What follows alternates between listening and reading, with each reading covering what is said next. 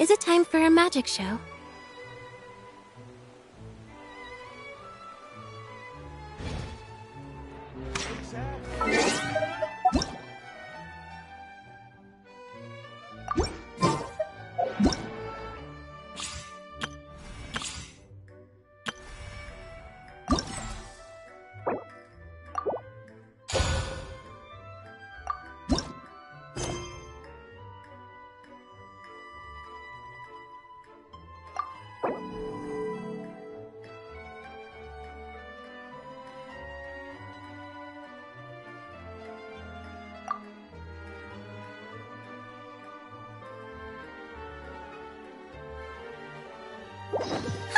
It's been a while since we visited Poisson. Maybe we should head over and have a look around.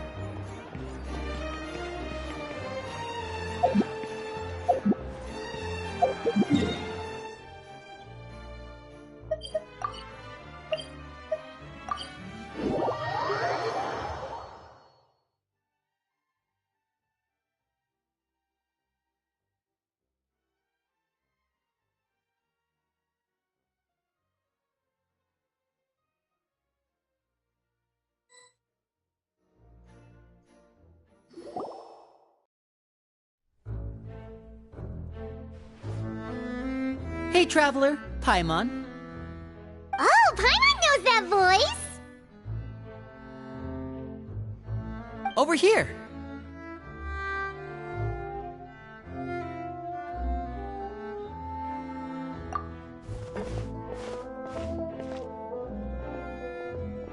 To borrow one of the more popular turns of phrase at the moment, this appears to be quite the fated reunion.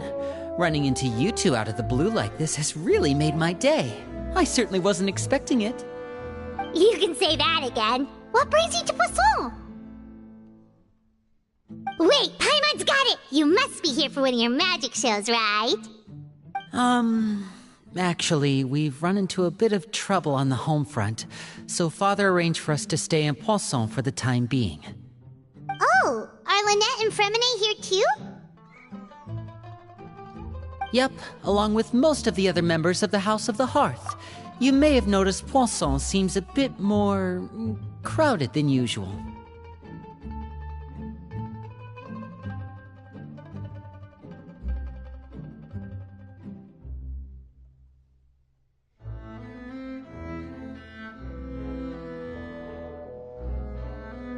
So you're saying nearly the entire organization has moved to Poisson? Sounds like you've run into way more than just a bit of trouble. What's really— Well... Since the two of you are so curious, perhaps I can fill in the gaps.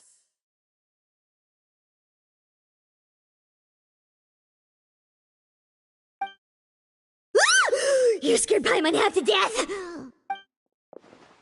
Father, you're here.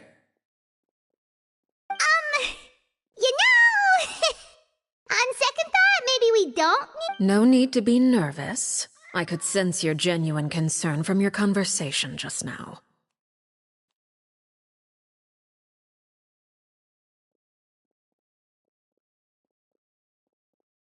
Of course, I can also understand your confusion. Sending so many Fatui here to Poisson, it's only natural that some might suspect an ulterior motive to be involved. I understand. I'm well aware you've had your fair share of confrontations with the Fatui in the past, and I can't exactly guarantee that we'll remain on good terms in the future. As for right now, however, I would say we have little reason to be at odds, wouldn't you agree? The House of the Hearth could stand to be more open with those who have worked so closely with us in the past. As for the issue at hand, well, it hardly relates to any ulterior motive. To be frank, it all stems from a certain rumor circulating around the House of the Hearth. It's an internal matter. What sort of rumor? A rumor that a certain phantom child is hiding away in the House of the Hearth. A phantom child? Ooh, just hearing the name is giving Paimon the creeps. A spirit that should have long ceased to exist is lurking in the shadows of the House of the Hearth. So I decided to bring the children to Poisson before continuing to investigate the situation. I expect I should be able to track down the spirit fairly quickly. After that, it's just a matter of resolving the situation, if you will. It shouldn't be much trouble at all. If you're curious, or if you still have some concerns, it might be advisable to stick around for a few days. I'm sure the children would be exceedingly pleased to welcome some visitors.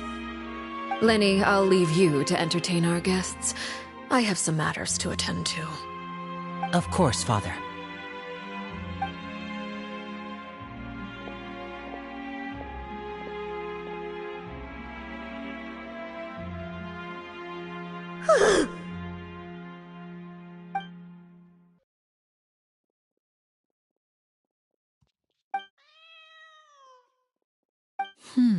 It has long been a dream of mine to invite you to our home and introduce you to my other siblings.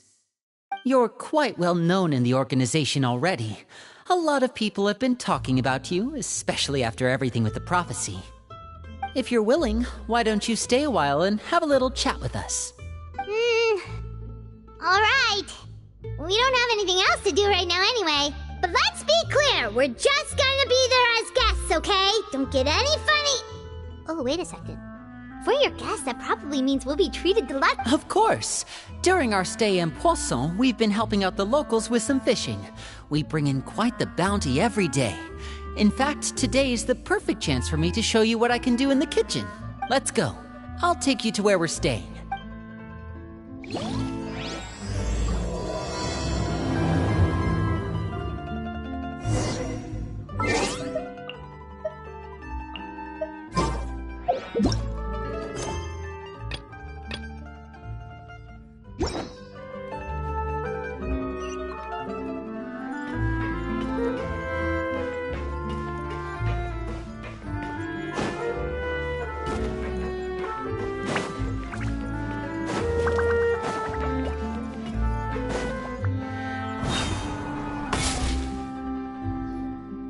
We rented this house from one of the locals to use as a temporary base.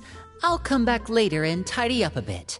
Awesome! Thanks! Well, when I happened to run into you two earlier, I was actually in the middle of distributing some supplies. With this many people staying in Poisson, we have to bring in outside supplies every now and then.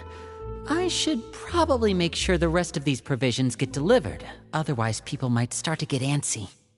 Okay, we'll come with! There are all sorts of rumors about your organization floating around out there. Paimon's not sure if she could even take a wild guess as to what's true and what's not.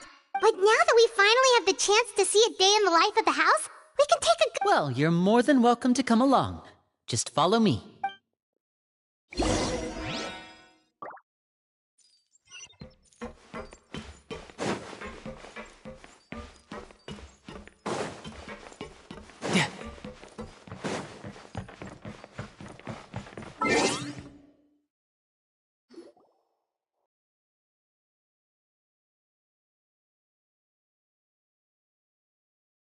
Linny, you're finally here.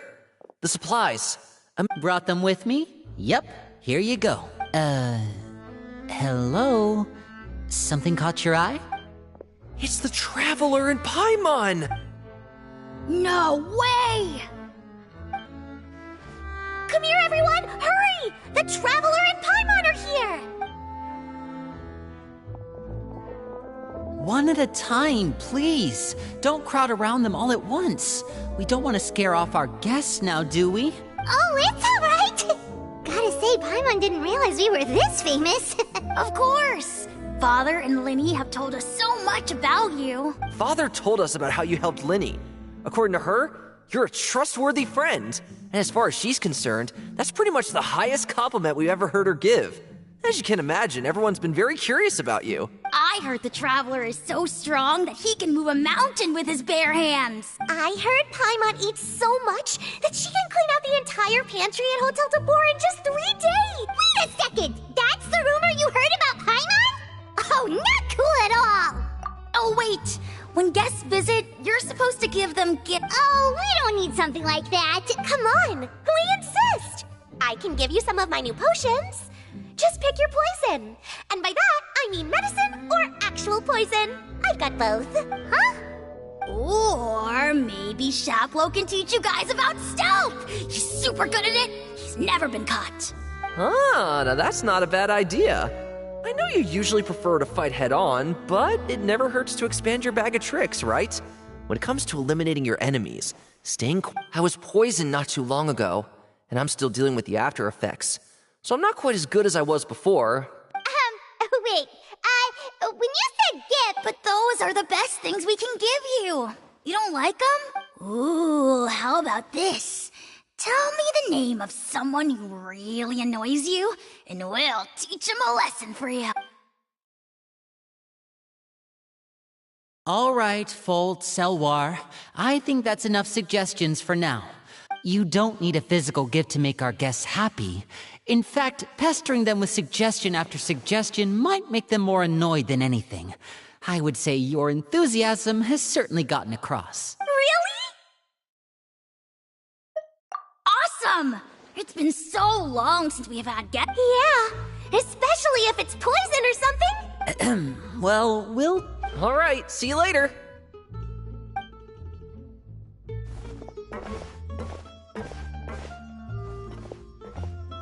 Bye!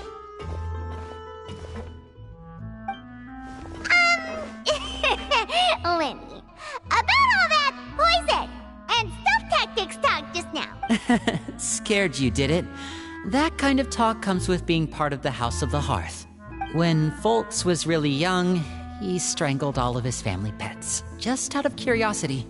He was labeled a dangerous problem child and was abandoned by his family. Elwar has an unnatural obsession with potions. Father has forbidden her from trying all the different concoctions she comes up with, but she still tries to test them in secret. You really have to keep an eye on that one. Chaplot is around my age. While I'm mainly responsible for collecting intelligence, he handles surveillance. He's very passionate about his work and has no reservations about taking on some very difficult missions. I know you two probably aren't used to that kind of talk, but I can promise you they only had the best of intentions. Things like stealth tactics and developing different poisons, they really mean a lot to them.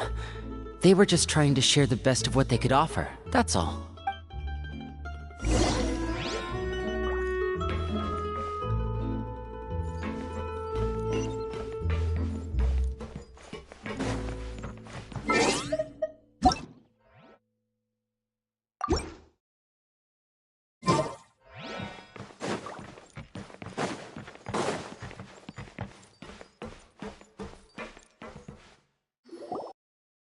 Filio, supplies are here.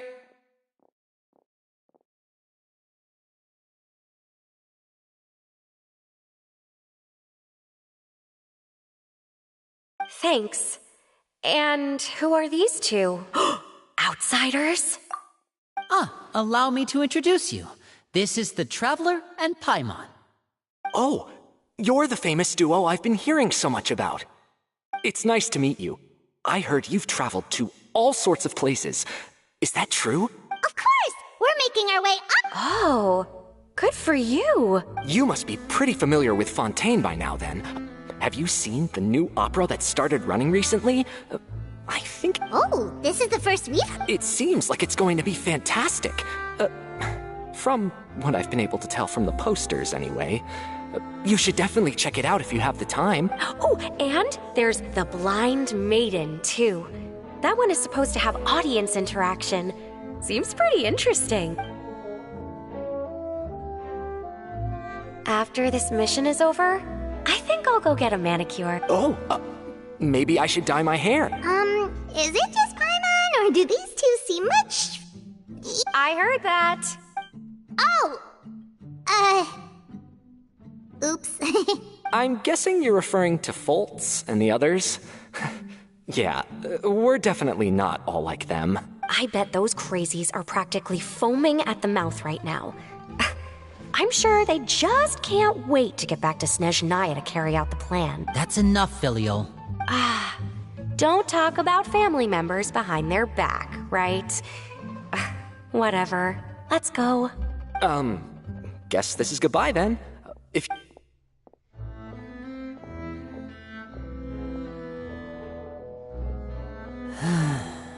Well, that's it for the supplies.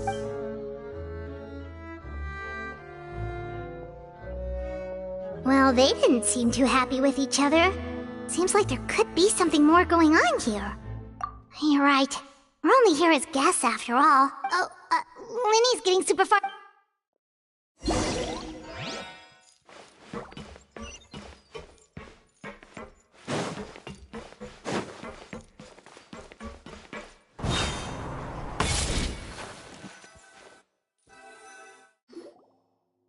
So, what do you think of the member?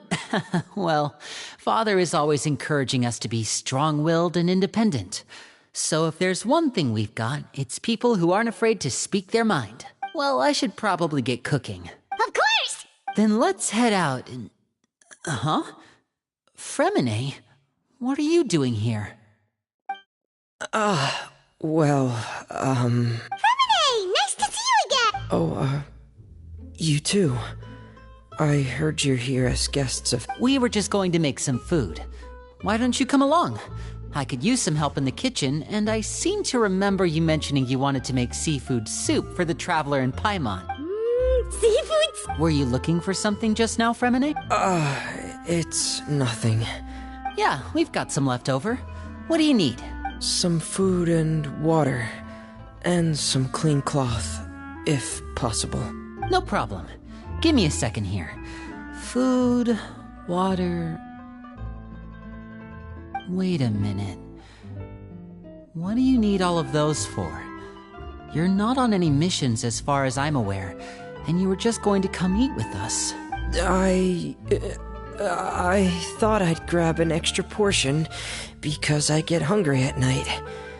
Fremine, you remember what I told you? You're not like me. Your lying skills still need some work. Tell me what's going on. Is it really bad enough that you have to keep it from your own brother? Maybe it'll be... This is the first time I've seen that kind of look on your face.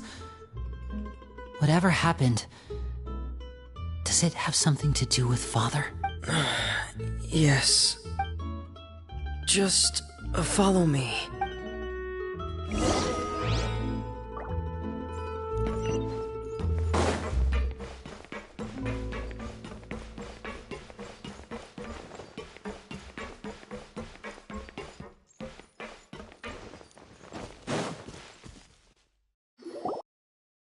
You're back! Oh, and you've brought some... Hello, my name's Linny. I grew... Hi, Linny. I'm also a child of the House of the Hearth, just like you. You can call me Clairvy. Clairvy? It's nice to meet you. Does that name ring any bells, Linny? No, not at all. That's not a name we have on our roster, I'm sure of it. What I'm not sure of, though, is how she managed to sneak in. She must be the phantom child Father's been searching for. From the looks of it, I'm guessing you were the one that found her, Fremine. You, haven't told Father, have you? No, I haven't told anyone. For how long? About half a month now. So ever since we got to Poisson, then. Do you have any idea what you're doing? I know what I'm doing. Really? 'Cause from where I'm standing, it looks like you're hiding the very person Father has been trying to find. If Father finds out about this, everyone involved is going to be punished. You know the rules of the house, Fremine. I know you do. Father doesn't tolerate any form of betrayal. So why are you doing this? I've thought it through. And I just can't hand her over like that. Linny, don't you remember last year? Chapleau nearly died after getting poisoned during that one mission. He wasn't able to get back before the poison started taking effect, and not a single person was there to help him. That night, while I was sleeping, I heard a voice telling me to go save him. I opened my eyes, but I couldn't find the source of the voice. I thought maybe I was just hearing things, but I went to look for him anyway. That feeling of being haunted, of hearing voices, it's happened many times in the House of the Hearth. I'm sure you've noticed. So what you're saying is, that was her? Unless there are other spirits roaming around the House of the Hearth, I don't think there's any other possibility. If Clairvy were our enemy, it wouldn't matter whether she was a spirit or an actual child. I would have acted without a second thought, because that's what Father ordered us to do. But she's been living with us, helping us from the shadows all this time. I couldn't just hand her over to be dealt with.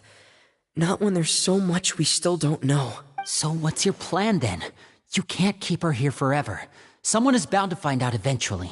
I haven't thought that far yet. I don't want to disobey an order from Father. Come with me.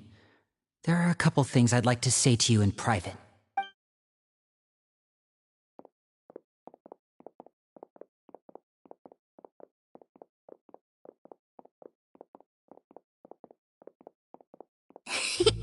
Those two sure care a lot about each other.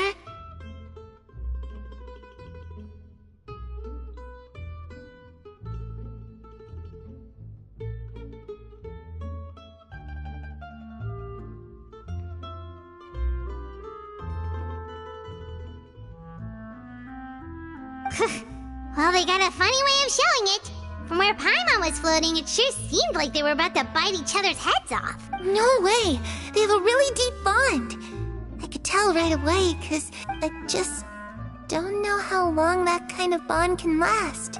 The darkness in the house runs deeper than you can imagine. No one can get out alive. I'm sorry, Linny. I really didn't mean to drag anyone else into this. Oh, really? You didn't mean to? 'Cause I, for one, wish you did. Huh? What do you mean? You know, when we were younger, you didn't call me Linny. You called me brother, just like Lynette. We grew up together, the three of us. We were all orphans, all rescued by Father. Of all the siblings in the House of the Hearth, I think our bond was the closest. Later on, when you started calling me Linny, I wasn't actually surprised. After all, Lynette and I are related by blood. We've had to depend on each other to survive long before we joined the house. Linny, The darkest and most difficult moments of my life happened before you and I had ever met. I'm sure that's true for you as well. Even so, Fremine, we've stood by each other for all these years now, and to me, that means more than blood. You and Lynette are the most important people in my life. No one can replace you. So I won't let you face anything alone. Not if I can help it. Oh, looks like things are getting kinda heated between Linny and Fremine. Oh, it's raining. I should put my clothes away.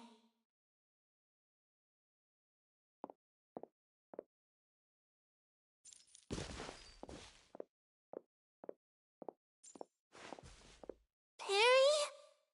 Huh. Looks like she's not here either.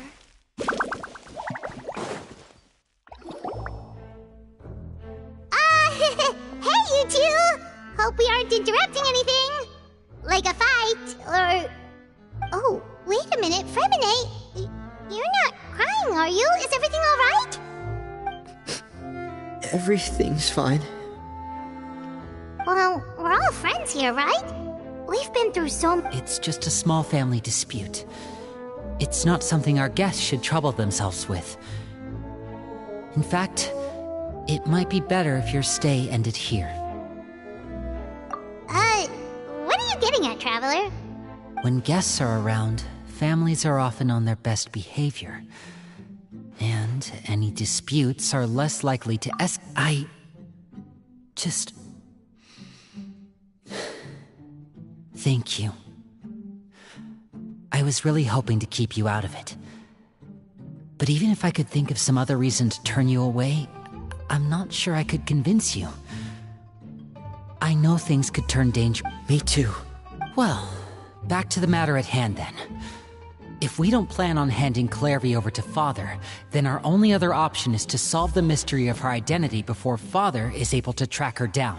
That means finding out where she came from and what she's doing here. Then we can send her on her merry way and pretend... I've tried that already. And? And... nothing. She even came with us all the way to Poisson. It seems like wherever the house is, she follows. I don't know much about let's see here. Paimon remembers hearing... Oh, it's just that Paimon doesn't really remember where she heard that, so... Well, sounds like it's worth a shot. Guess that means we should go... What is it? I need you to promise me that this will stay between the two of us. We're the masterminds behind this whole thing. No one else gets involved. Can you do that for me? Of course. All right. Then let's seal the promise just like when we were kids. Fist bump on 3. Ready? 1, 2, 3. I swear.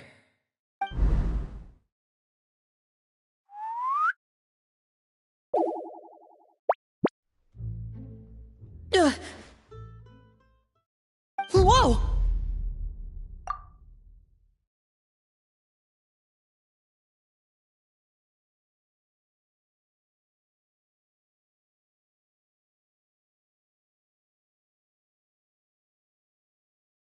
Lynette! But what a surprise! What brings you here, dear sister?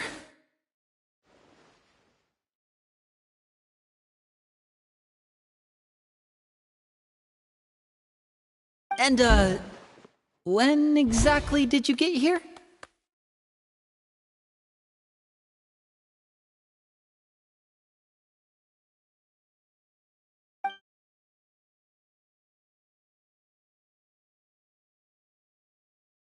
You're an idiot, brother.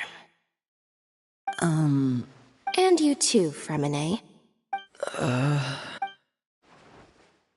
You 3, Traveler. And you 4, Paimon. Wait, what did we do? I've seen Clairvy around the House of the Hearth before. I hadn't seen her in Poisson, so I figured she must not have come with us. But it turns out you were just hiding her. I heard you talking about your plan. Rather than steering clear of the situation, I'd rather fully join in.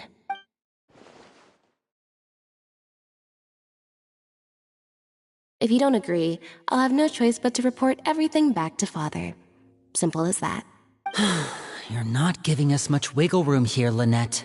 Well, I guess we're all in this together then. There's no time to lose. Let's go.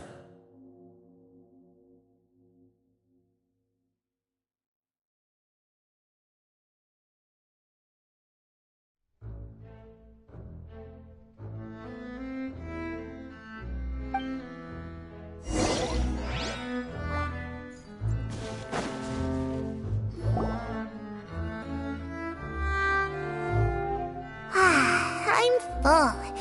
Thank you for bringing me this food, you guys. She said she's full, but the food doesn't look like it's even been touched. That's right. Based on what I've been able to observe, it doesn't... Still, when she's presented with food, she'll always linger around it for a good little while. Maybe, in her mind, she really is eating those things. Does she know that she has already passed away? I've tried to ask her, but she didn't answer. My guess is that she's just as confused as we are. Or... maybe she couldn't understand the question at... Clairvy, if you've got some time... Sure. Oh, another new friend. Hi, I'm Clairvy. Hello. Clairvy, how did you join the House of the Hearth? Huh? Isn't it the same for everybody? The knave brings you here and then you can't leave. It's just that... your name... it's not on the roster. And I've never seen you before. The roster? Oh, I get it now. I think there might be some things you don't know about this place. The people in charge, they're not as nice as they look. They say they keep a roster, but it's not complete. There are a lot of people who aren't on it, and never will be. In this house, some people are family, and other people are just test subjects. Those kinds of people aren't ever going to get a place on the roster. Unless it's the roster of people who've been executed. Wait, does that mean the name... Is there anyone that can vouch for you? Perry. She's my best friend. She's the only one I trust in this place. Have either of you heard of that name before? No. Me neither. Clairvy, Perry. Neither of those names are on the roster, but it seems like she's telling the truth. Either that, or this kid's already got a bag of tricks bigger than mine. Maybe we should try a A wish? It can be anything you want. Just imagine. It's your birthday, you're blowing out the candles, and your wish is...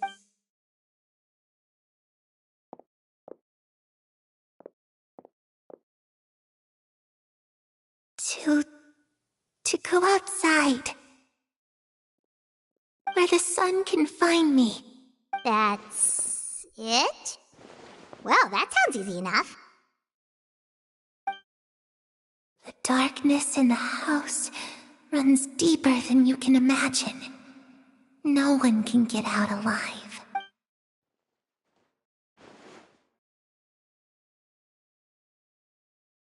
Okay, time to divide and conquer. I'll try and find a way to use basic illusory magic to take Clairvy outside and bring her somewhere with sunlight. Lynette, try and find the list of executions that Clairvy was talking about, and see if her name is on it.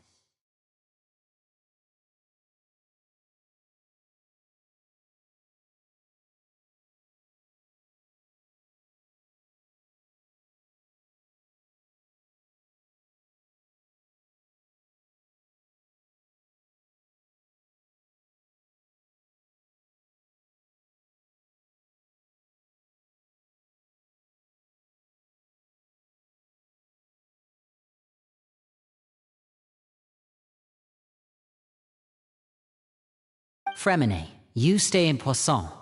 We can't be the only ones who've had run-ins with Clairvy. I need you to... Understood. I'll try my best. What about us? What should we do? I really appreciate your willingness to help, but this is a family matter. Let me think. Since Father considers you to be guests, maybe you could stick by her side for a little while. You don't need to do anything except keep up some nice, casual conversation. Ah, Paimon gets it. You want us to... I'll give you a magic bird. If Father suspects something, all you need to do is release it when she's not looking, and it'll alert me that something's wrong. Of course, that's only as a last resort. If Father doesn't seem to notice us, there's no need to make contact. We'll reconvene here tonight after all's said and done. If the worst-case scenario happens and we're discovered, just tell Father everything. We're not going to let our guests get punished for our own actions. That's where we draw the line. You too. Okay, this is where we part. Father should be at the beach nearby.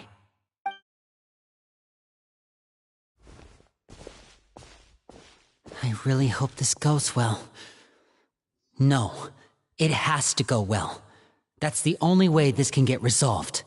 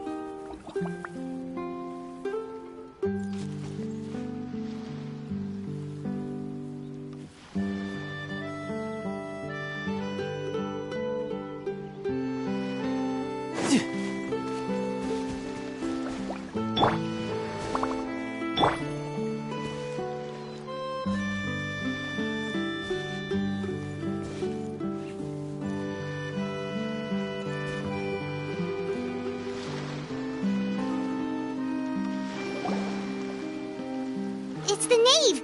And... Childe!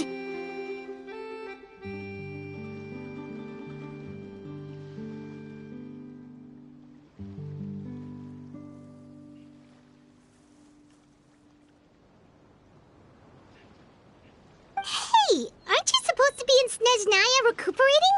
What are you still doing in Fontaine?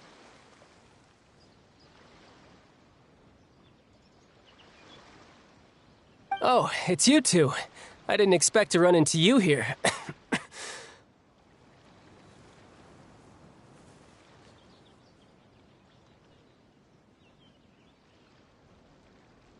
I was unconscious for quite a while after the fight in the Primordial Sea. After I woke up, I realized I was being taken back to Snezhnaya, and well, I couldn't have that now, could I? Not when I've still got unfinished business here in Fontaine. So, I mustered up all my strength and made the journey back on my own.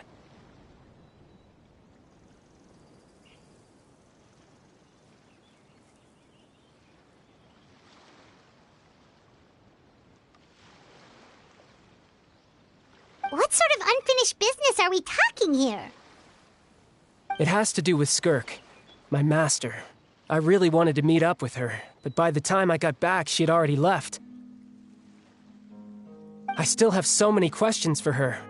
Without any other leads, all I could do was ask the knave to help me track her down. She must have left behind some traces from her time in Fontaine. Oh, okay, so have you found any clues? Unfortunately, no. While the House of the Hearth is adept at collecting all manner of intelligence, certain existences can still manage to escape our purview.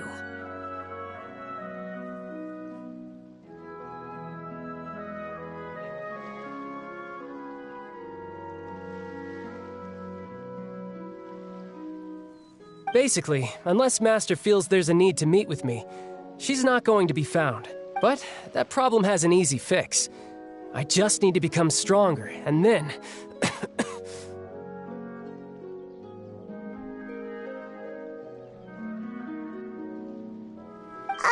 Paimon thinks you should focus on getting better first. The worst of it is over.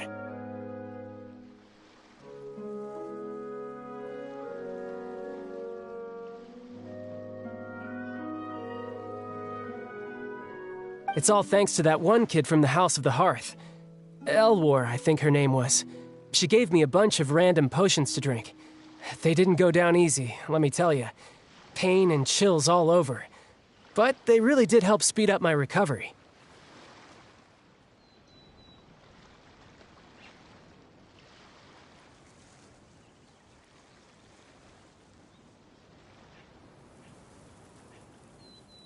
And that's good, because it looks like I really do have to head back this time.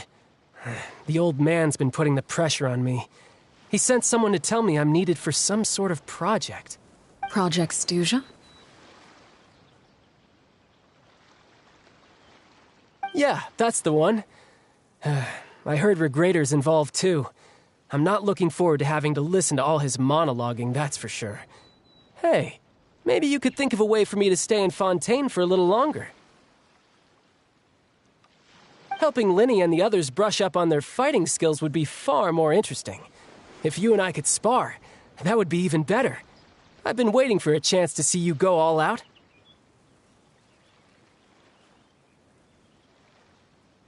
And what a sweet little daydream that is. But I also have a role to play in all this. I'll be leaving Fontaine shortly as well.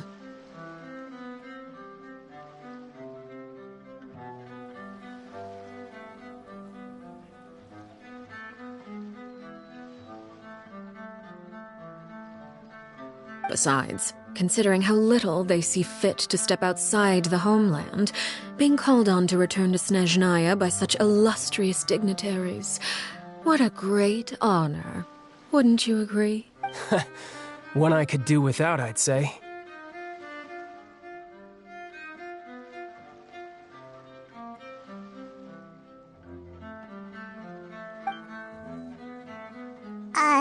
Is it just Paimon? Or does it kind of seem like they're...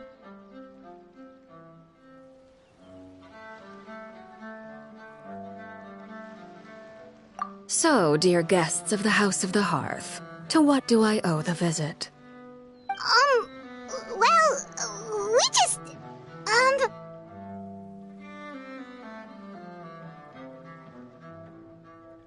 Right! We're super close to Linny and the others, but... Is that so? Introductions have already been made, have they not? Oh, well, you see? There's only so much you can learn about someone from a short introduction. At least tell us something a little extra, like... Good question. I'd also like to know.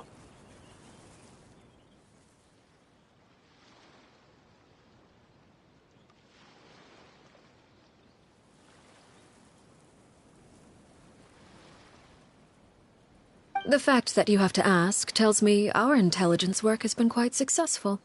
Telling you the answer to that question would only serve to undermine that success. And we can't have that, now can we?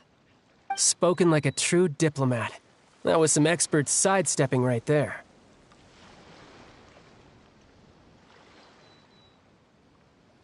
Well, if there's nothing else, I think I'll take my leave.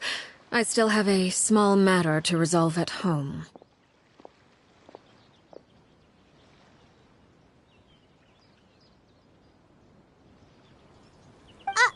Wait, don't go!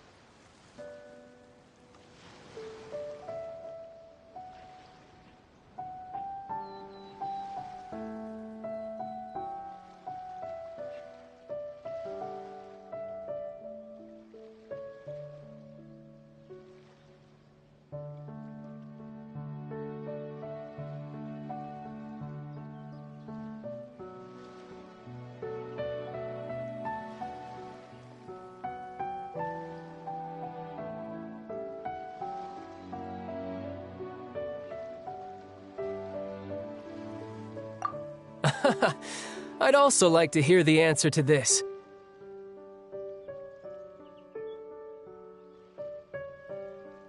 I've met some of the members of your organization, and they all seemed like really good kids. They actually reminded me of Tonya and Tusser. Which, by the way, if you ever betray them, I'm just letting you know, I won't let you off easy.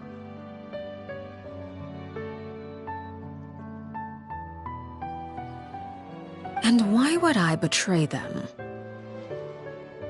Well, you've already betrayed the House of the Hearth once, haven't you? At least, that's what I heard.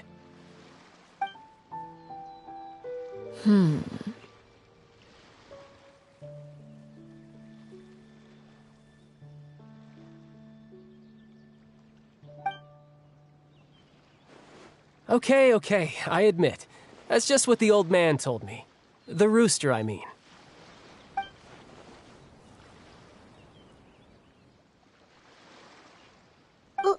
Wait, did you really do something bad to those kids? Never mind what I've done. I'm more curious as to what the mighty rooster had to say. Care to enlighten me? Well, nothing much. Just some stuff about you taking out many other members of the House of the Hearth, and even going so far to attack your own family. I see. Oh, based on your reaction, I'm guessing it's all a bunch of lies. Hardly. I don't appreciate his particular turns of phrase, but I suppose he didn't say anything untrue. Although, it would be more accurate to say that there is a certain level of prejudice involved, but I don't intend to clear that up just yet. Prejudice has a funny way of concealing the real truth behind certain things, an attribute that I find to be quite advantageous. Call yourself a Fontanian, for example, and people will assume all sorts of things, when the real truth is that this is simply the land where I was raised. Huh? You're not actually from Fontaine? But then, why did you try to help out with the prophecy and everything? I was trying to protect the children born in Fontaine. Claiming that I myself was a Fontainian simply made it easier to operate. People would hardly suspect a fellow Fontainian of having any ulterior motives. Who wouldn't want to save their homeland after all? The primordial sea wouldn't have any effect on me, but it would have caused great harm to the House of the Hearth. Well, you wanted extra information, didn't you? There you go. I hope that satisfied your curiosity.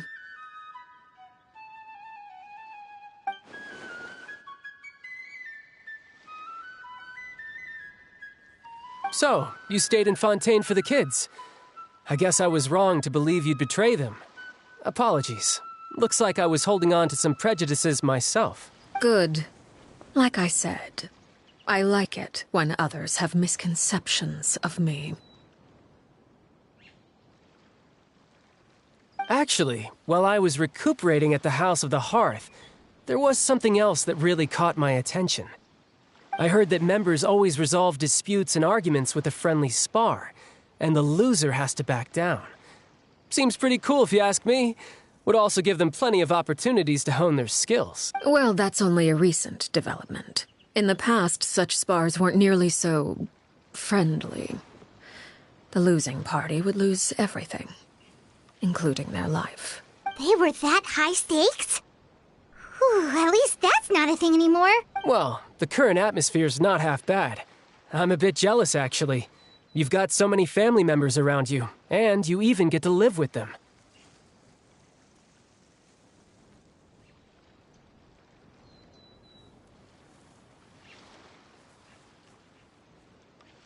Having a lot of family around means dealing with a considerable amount of bickering and scheming. Once Tonya and Tusser enter their rebellious phase, I'm sure you'll understand. Just imagine. Tusser becomes obsessed with plucking out strands from the rooster's mustache, or Tonya decides to dye her hair 42 different colors.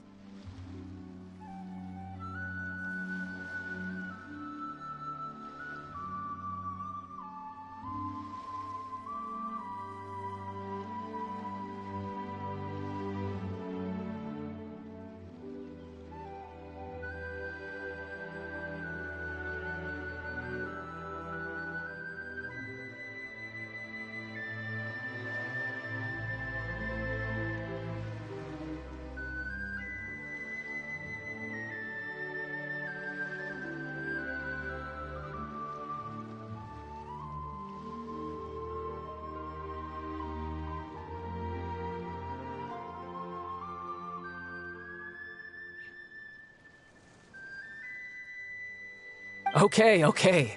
I get the picture.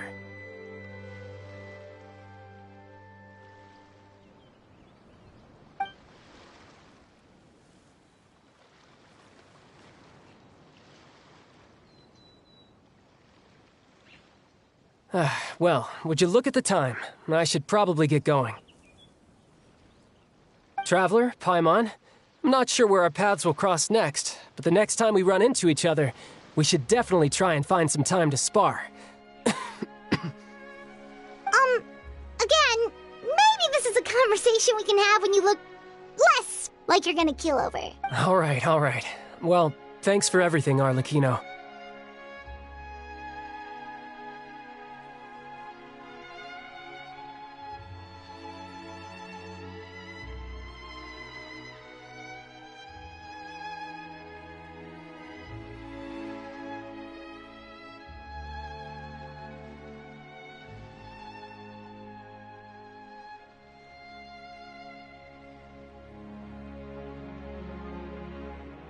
No thanks necessary. You also played a part in obtaining the Gnosis. I would say we can call ourselves even. I like the sound of that. Well, I'm off. See you all some other time.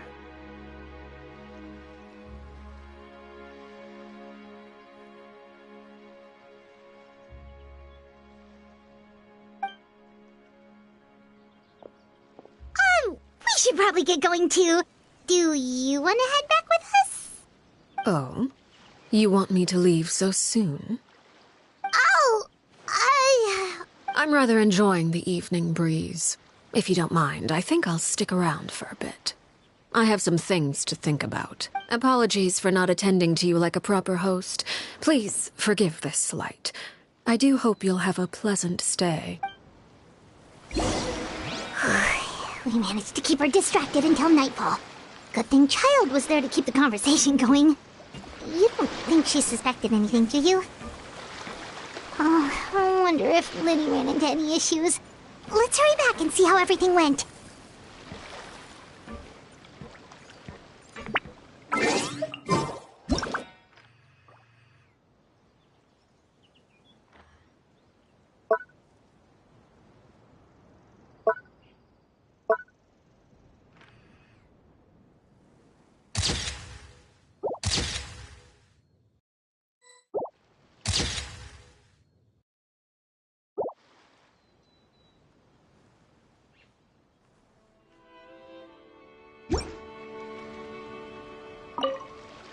Oh? You decided to stay a little longer? Let's take in the ocean view together, then.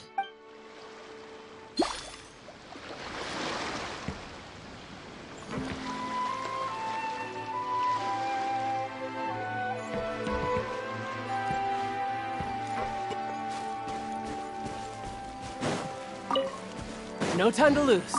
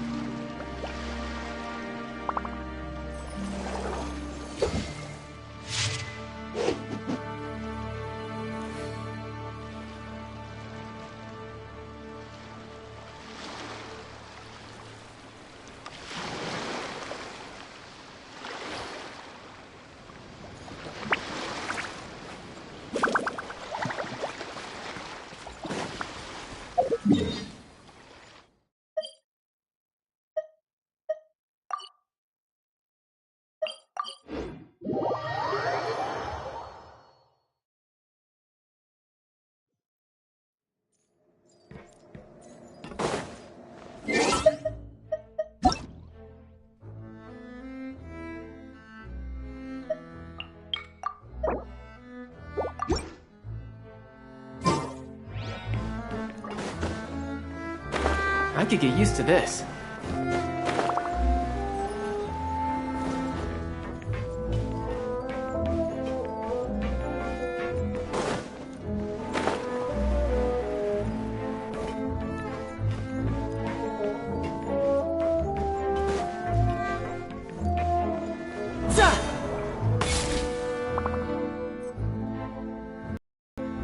Lenny, how did everything go? Well, long story short, we ran into a small issue. Clairvy can't go into the sunlight. Everything was fine at first. She followed me up to the surface just like I told her. But as I led her out of the shadows and into the sunlight, she vanished.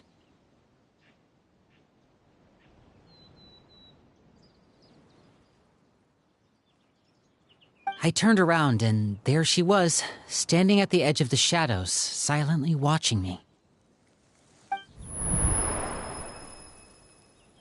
Huh. Maybe she's afraid of sunlight, or... No, Well, we could always try... Oh, true. I've pretty much tried it all already. Nothing worked.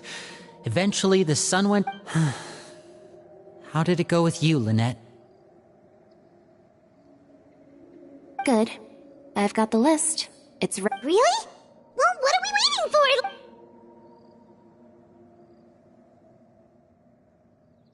Oh, that's a lot of pages. Oh, it's gonna take forever to get through it all. We can each take a section. Here. La Pouillade.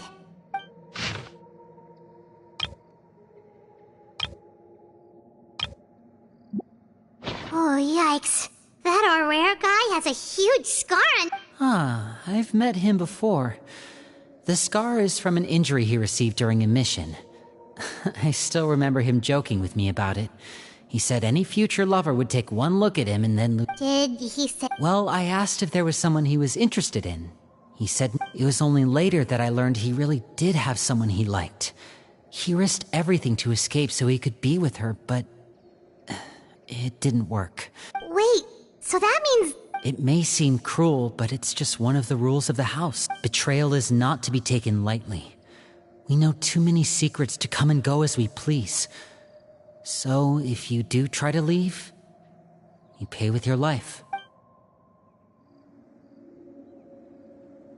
Her name's not here, huh? Well, that's not too surprising. It doesn't seem like this list is complete. It only contains records dating back around 5 years. Let's shift our attention then. Fremine, were you able to find anything out?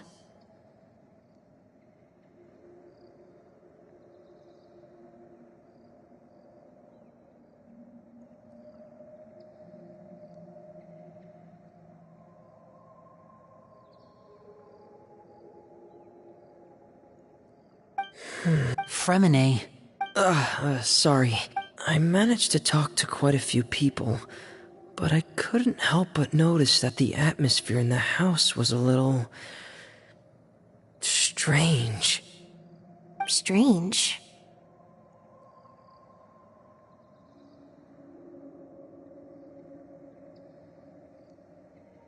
Yeah, I mean, I know there have been arguments in the past, times when people haven't gotten along. Chapleau and Filiol are a good example of that. Oh, those are two of the people that we met while delivering supplies. Paimon can see how they might not get along. They had very different vibes, and their, interests seemed to be pretty different as well. That's to be expected, actually. Father brought us all here, shared her knowledge with us, taught us how to fight. That's one thing we all share. But that's also where the similarities end. As members of the House of the Hearth, we're also considered part of the Fatui. And to a lot of people, that's an identity they never asked for. Certain members get older and realize they want something else for themselves. But considering the rules of the House, most people would never say that out loud. People like Chapleau and Foltz are loyal to Father and her vision. They're proud to be part of the Fatui. Filiol and Nantoy, on the other hand, well, they aren't quite as enthusiastic. These kinds of conflicts have always been there. It's not like Father is in the dark about any of that. Well, that's true. But it just feels like things have gotten worse lately. Filiol and the others, it seemed like they were meeting in secret to talk about something. I can't say for sure, but I think they've met Clairvy. You think she's been inciting them to act out? No, not exactly. But I wouldn't be surprised if she said something to them about the darkness in the house and how deep it runs. She's told me about it before. Experiments being run on children. And they just believed all that? Without any evidence? Clairvy's words probably gave them the excuse they were looking for. Whether they actually believe them to be true is secondary. This is all because of Project Stuja, isn't it? Whoa. What's this Project Stuja all about, huh? This is the... Sorry, but I'm not sure of the details either. I only know what Father has told us, which is that it's something the Rooster and Regrator have been working on together. Apparently, it has to do with the Vatui's strategic plan for the future. Because the House of the Hearth was so successful in obtaining the Gnosis, we now have the honor of playing a key role in Project Stuja. Wait, but isn't that a... Key role is just another way of saying dangerous role. To us, the whole thing is an inconvenience. Father thinks so too, but she's in no position to refuse. Their plan isn't exactly unreasonable, and they've been funneling the house a lot of funding. It's just that we'll lose a lot of members in the process. Participating in the plan, it's an honor in name only. What they're really trying to do is subdue us. The existence of an intelligence organization outside their control makes them feel uneasy.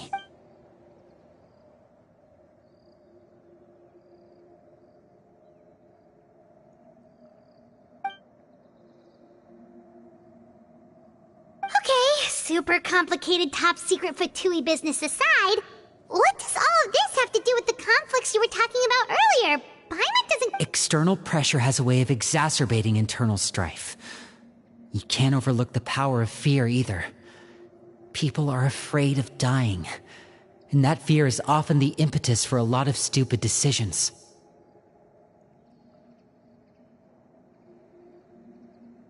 I thought resolving the Clairvy situation would make everything go back to normal.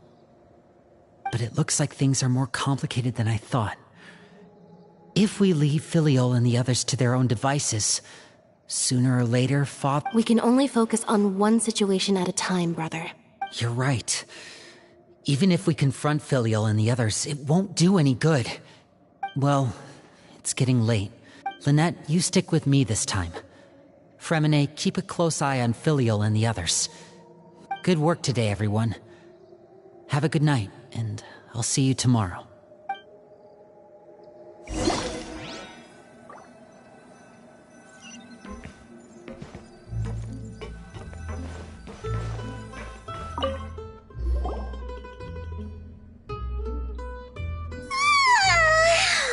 I'm always looking forward to an early night. Hey, you don't think the knave will be too angry with Linny and everyone if she finds out about all this? She's even scary when she smiles. If she were to actually get angry... Ooh, you have to protect Paimon if that happens, okay, Traveler? Trust is ever, Traveler. Look! Look over there!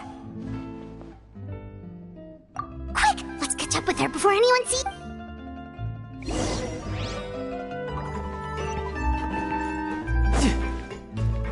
No time to lose.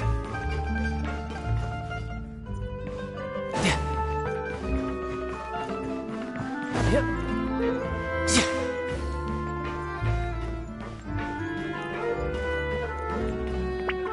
Over there!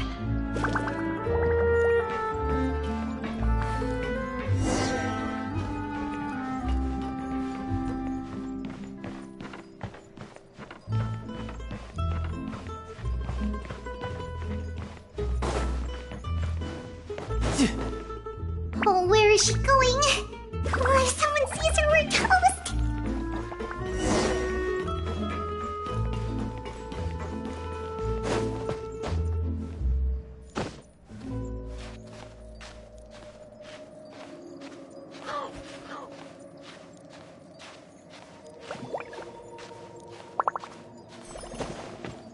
Oh, look! She stopped!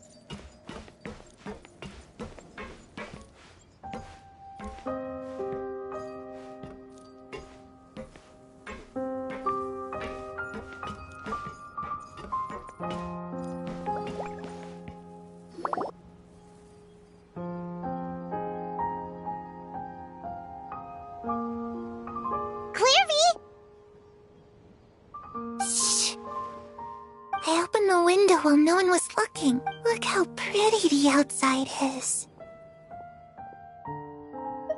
If only I could have more than this. You probably think I'm being silly, huh? All this hopeless resisting. It's better to dream of what I could have than try to make it a reality, right?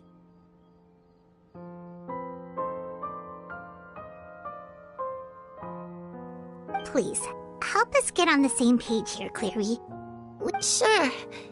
Although, everyone in this family is nothing more than a tool. Something to be used and exploited. We're all expendable. As long as you're useful, you get to stick around. Lose your value, and you're handed over to the doctor, experimented on, and given a fate worse than death. I've seen it happen again and again, and I've had enough. You're saying the knave did all that? It's just, that doesn't seem like something she would do. She's scary and all, but... I knew you wouldn't believe. Everyone thinks she's a good person.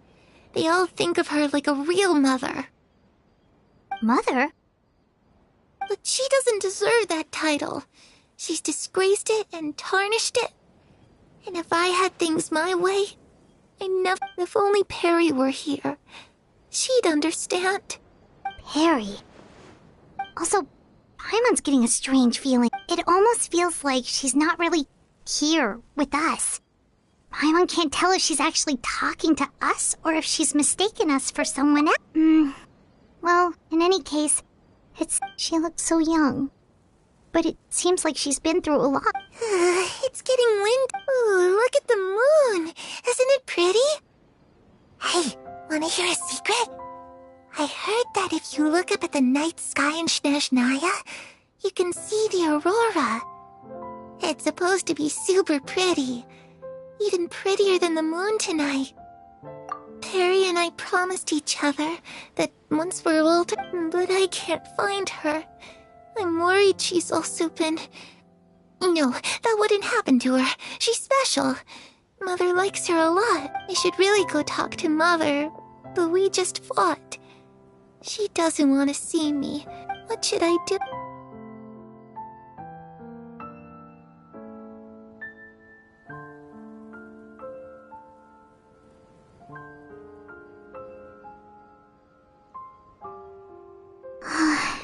Paimon really just... Well, let's head back. We've got...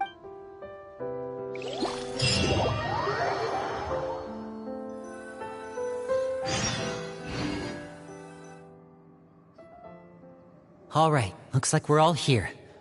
Let's go ahead with... Oh? What is it? What makes you ask that? Well, we kinda ran into Clairview last night, and we met the doctor back in Sumeru. He's super... It's possible that Father and the Doctor have had certain dealings, but I don't think Father would work with him. We're not really on the same side, so there's not a lot of trust between them.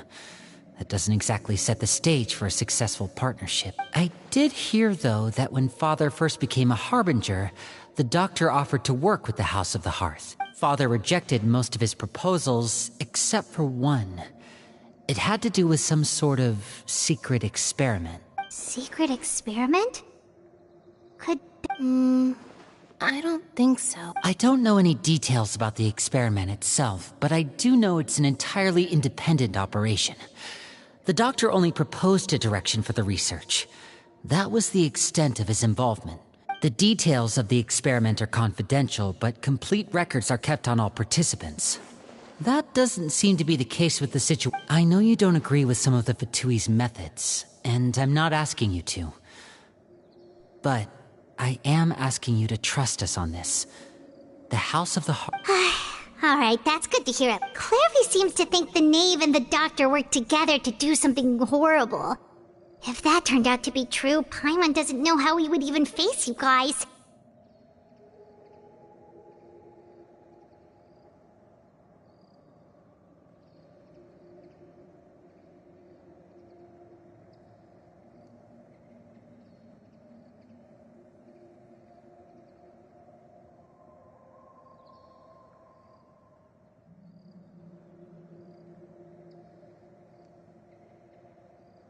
It's just that it doesn't seem like Clairview... The easiest thing to do would be just ask the Knave directly, but Paimon doesn't think she'd tell us. Father didn't come back last night. She's probably still near the shore. Lynette, you're with me. Fremine, you know what to do. Be on your guard, everyone.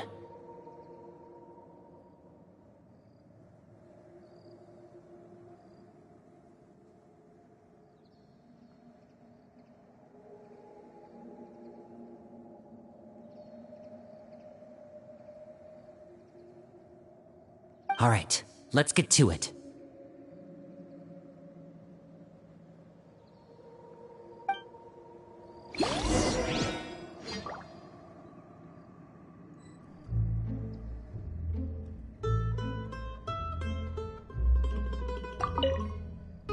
Where are we going to? Let's try somewhere further away.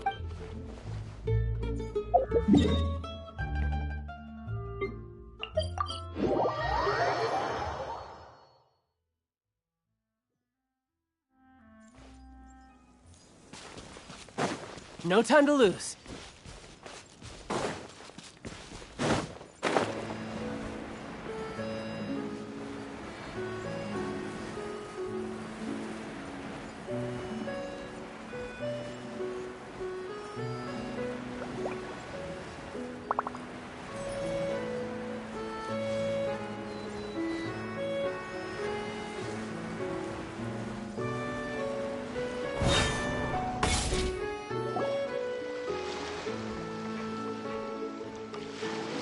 Ah, it's you two again. I must say, you look a bit pale. Did you have trouble sleeping last night? A little. Perhaps if you had less on your mind, you'd be able to absolve yourself of such troubles. So what are you planning to do now? Catch up on some sleep? Or should I give you some time to rack your brain for a topic to discuss before I ask any questions? Although I must profess to being curious.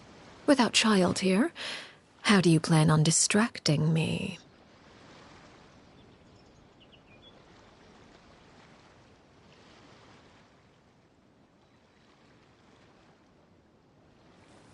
Us? Distract you? Looks like you could have used some extra time to think. No matter. If you don't have any other plans, why don't you accompany me somewhere? Don't worry. I'll be sure to steer clear of any scheming children. The ocean breeze is sure nice today. Children always think they can hide things from the grown-ups. But nothing gets past me. Least of all a little scheming. I think I'll let them have at it for a little longer. I can be very patient.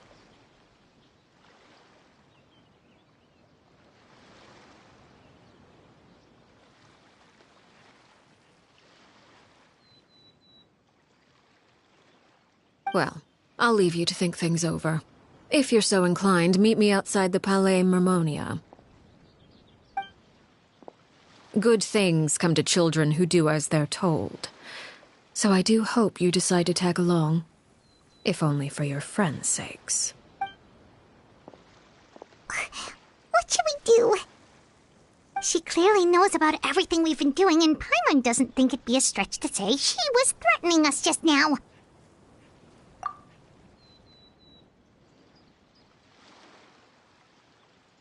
Oh, good idea. Well, we should probably head to the Palais Mermonia. Paimon doesn't want to find out what happens if we don't show up. Based on what the name... Okay, then we probably shouldn't keep her waiting. It seems like Linny and the others are on thin ice, so let's do our best to not get them in any more trouble.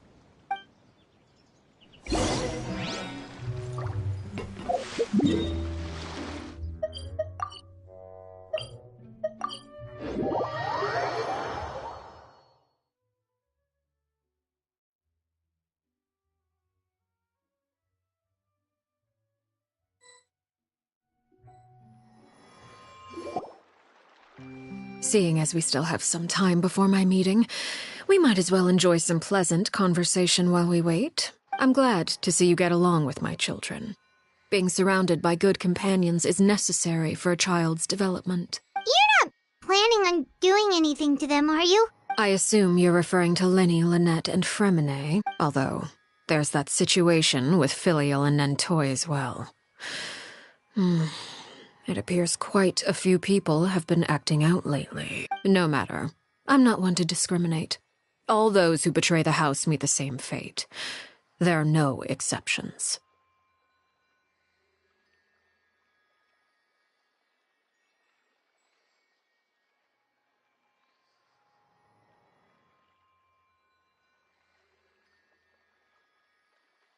Does that mean you're going to kill them?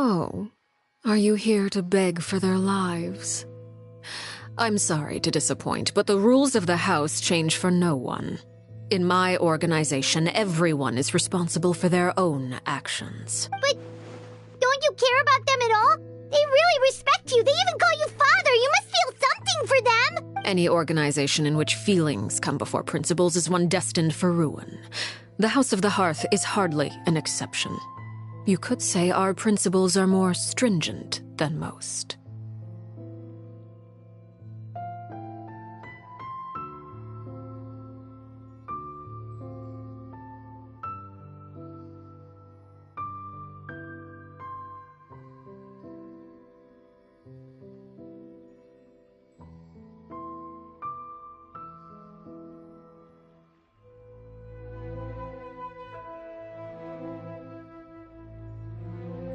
Perhaps I can offer you this consolation at least. As our guests, you two will not be held accountable along with them. I would imagine Linny, Lynette, and Fremine will be able to keep their lives. As for Filion and Toy and the others, I'm afraid there's little I can do. They can try to escape, but once you know our secrets, there's no getting out alive. But that's awful. Ah, you seem concerned. Out of consideration for my guests, I suppose I could turn a blind eye for a little longer. If Linny and the others manage to dispose of Clairvy in the meantime, all evidence of their wrongdoing will be lost. In that case, I could hardly punish them for something I couldn't prove. If their efforts are unsuccessful, on the other hand, all will be held accountable, and the punishment will be severe. Of course. Oh, and here, I believe this belongs to you. Do try and keep better track of it next time.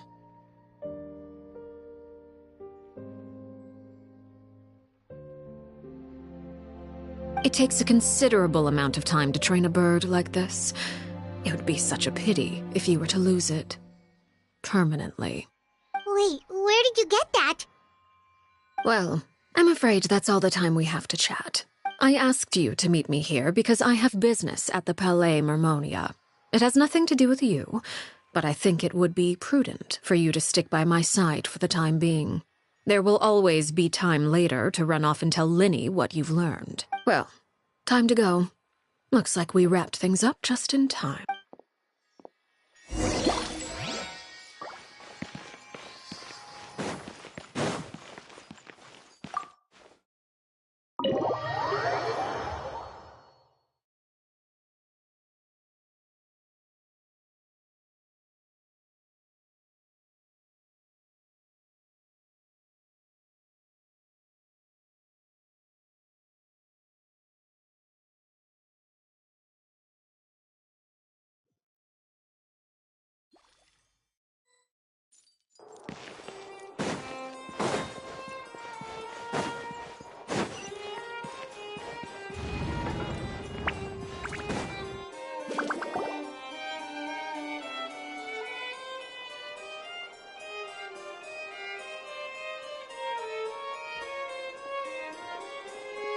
It's been a while, Monsieur Neuvillette.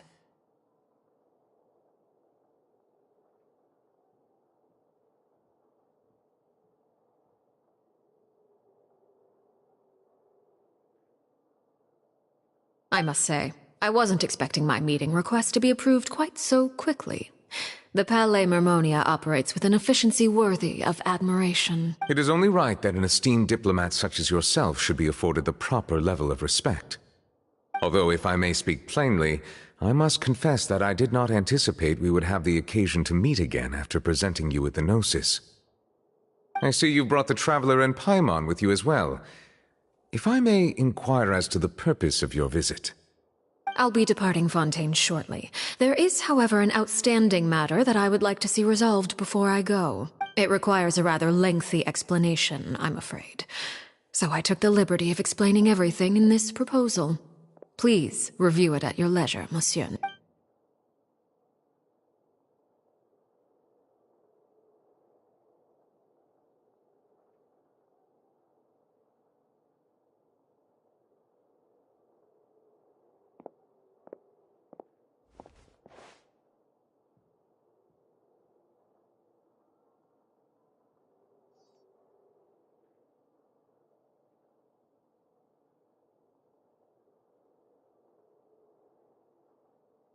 I understand your request. However, at the risk of causing offense, I must admit that I fail to see why you would wish for such a thing. I heard you have a certain fondness for water tasting, Monsieur Neuvillette, so allow me to use water as an analogy. A family is like a large body of water with countless rivers flowing in and out.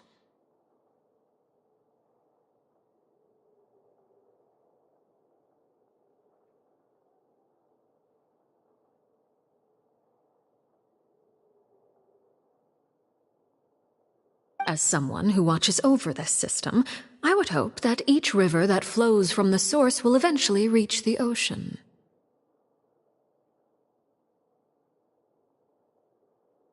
Of course, objectively speaking, I know this is impossible. Most of the rivers will dry up along the way, disappearing into the ground and leaving nothing but a barren riverbed behind. Not all rivers are destined to reach the ocean, but I would not see their existence rendered meaningless. I believe the water that flows within them is simply meant for a different destination, like a field in need of irrigation. Or perhaps the glass of a certain water-tasting enthusiast. Did you get it? Your words paint an optimistic picture indeed.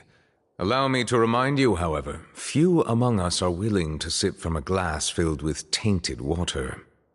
It may have been tainted at one point in time, but not to worry. I'll make sure it's strained of all impurities and returned to its cleanest form.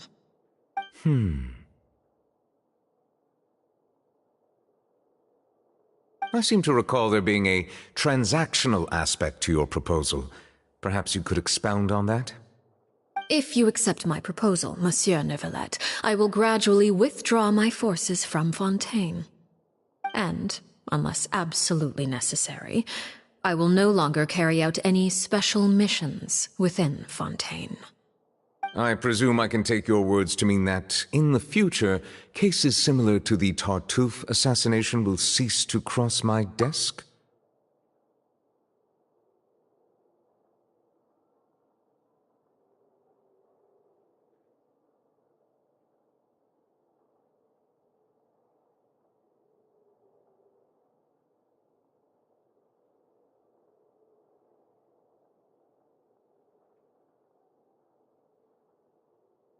Tartuffe. Ah, that thief who embezzled funds from all those charities, you mean? My deepest condolences to his family, but without any evidence, I cannot imagine how the House of the Hearth might have been involved in his passing.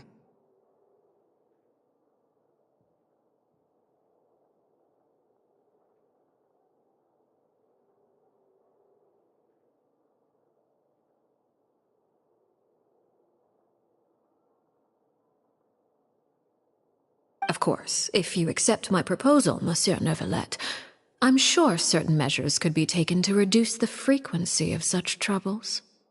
You choose your words carefully indeed. In that case, I am inclined to accept your proposal. My thanks for your generosity, Monsieur Neuvillette. Well, with that settled, we should be going now. I took the liberty of bringing along 2 bottles of spring water from Snezhnaya for you to enjoy. I do hope I get the chance to hear your impressions. Perhaps at our next meeting, yes?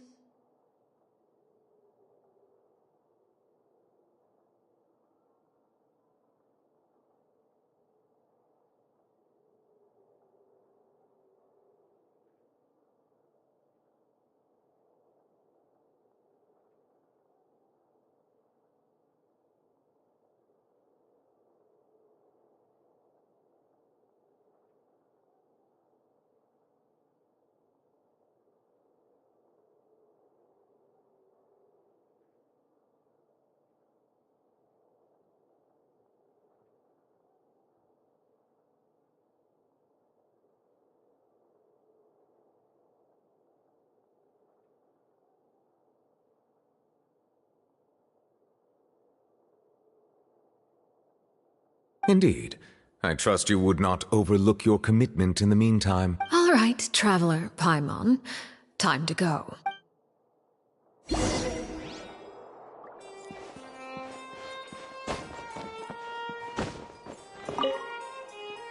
I believe I've told you before that my emotions easily resonate with those of others. Yet in the few meetings I've had with that Harbinger, I haven't been able to sense any aspect of her emotional state. Her mind is like a still body of water. Who knows what darkness lies in its depths, and the lack of ripples on the surface gives nothing away. It's unclear whether this is her natural state of being, or whether it's an incredible strength of will that gives her the ability to master her emotions.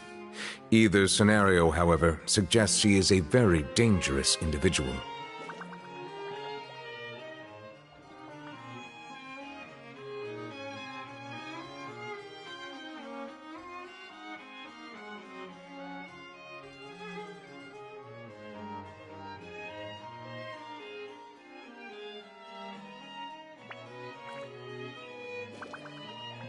I do not expect an explanation as to why you two were by her side.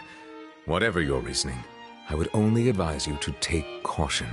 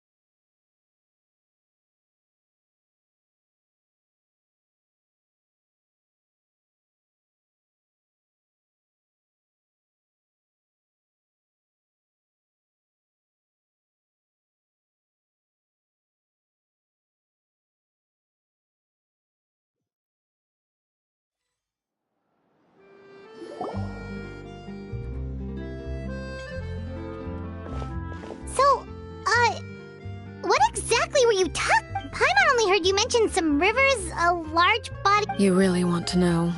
I would imagine there might be more pressing concerns at the moment. Lenny, Paimon really hopes everything's going okay. Oh, Paimon recognizes that look. You've got your thinking cap on, don't you, Traveler?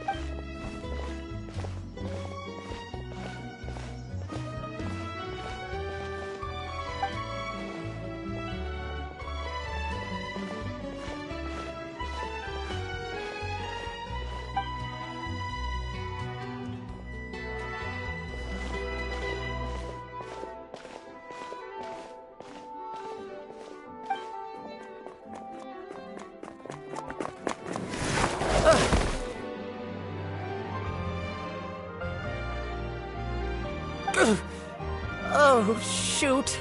Are you alright? Oh, jeez. I'm so sorry. I was so focused on selling these papers. Well, let me make it up to you. Oh, you don't have to give us anything. Please, I want to. It's not like I'm short on supply. All the extras will be useless come tomorrow anyway. It's my fault, really.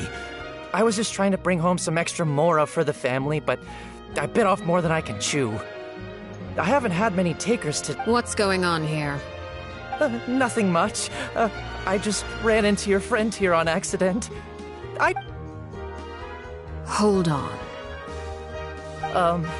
Of course, I'm happy to compensate you with mora, it's just... I don't have any on me at the moment. I'll take 3 papers. Here. Your payment. Oh! Thank you for your patronage. May the Archons bless you with good fortune. If only I had the chance to run into such generous customers every day. I should probably just take on a smaller inventory though, right?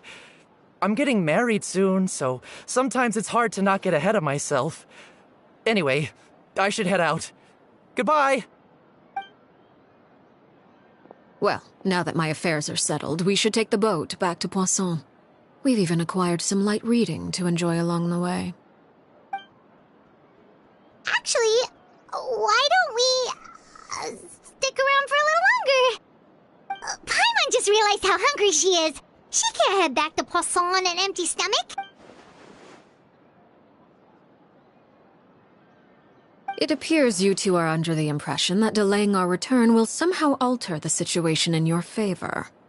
I'm sorry to ruin your fantasy, but your efforts are meaningless. That being said, I could be persuaded to give Linny some extra time. I just have... If you agree to my request, I'll even answer some of your questions. You're quite curious about Clairvy, are you not? And my relationship to her. Wait, why are you being so generous all... You overestimate yourself. You don't have the talent for bad things. Then what can you possibly... The most important consideration in a negotiation is that both sides receive something they want. Demands and threats only get you so far. Wonderful. Here it is. When the time comes, make the choice that you deem most appropriate in the situation, and lend your help to the House of the Hearth. Okay. Sounds normal enough. That is for you to decide. Then we have a deal. Follow me.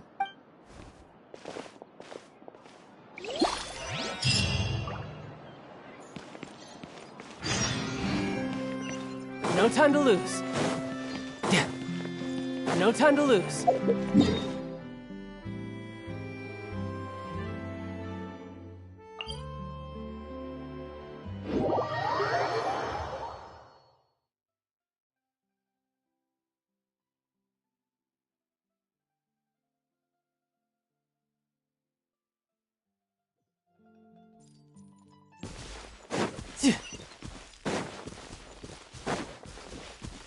No time to lose.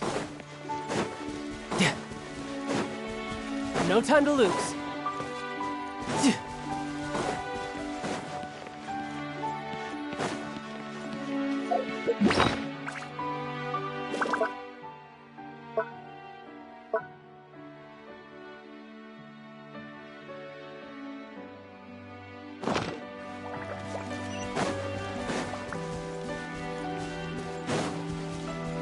How about we explore the area ahead of us later?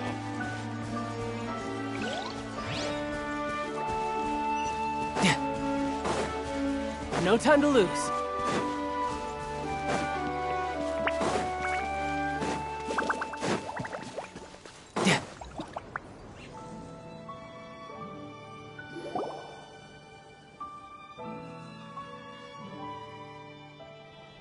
What is this place? Somewhere long forgotten by everyone. It used to be a grand building. Now it's nothing more than a pile of rubble. No one comes here anymore, nor does anyone care about what once happened here. Although, this place does have something to do with the story I'm about to tell you. It was before I became a harbinger, and before Linny and the others joined the House of the Hearth. Due to certain events, I first killed Clairvy and then her mother. And this is where it all happened. You were the one that killed Clairvy? Patience now. Allow me to explain Clairvy's side of the story first. I'll start from the beginning. Clairvy was 6 years old when she was brought by her mother, Crucibina, to live in the House of the Hearth. From the outside, it seemed like a fairy tale. A thriving family made up of kind adults and friendly children. Crucibina was the knave at that time, and the House of the Hearth was under her control. She was Clairvy's mother by blood, but she was also the mother to all the children in the house.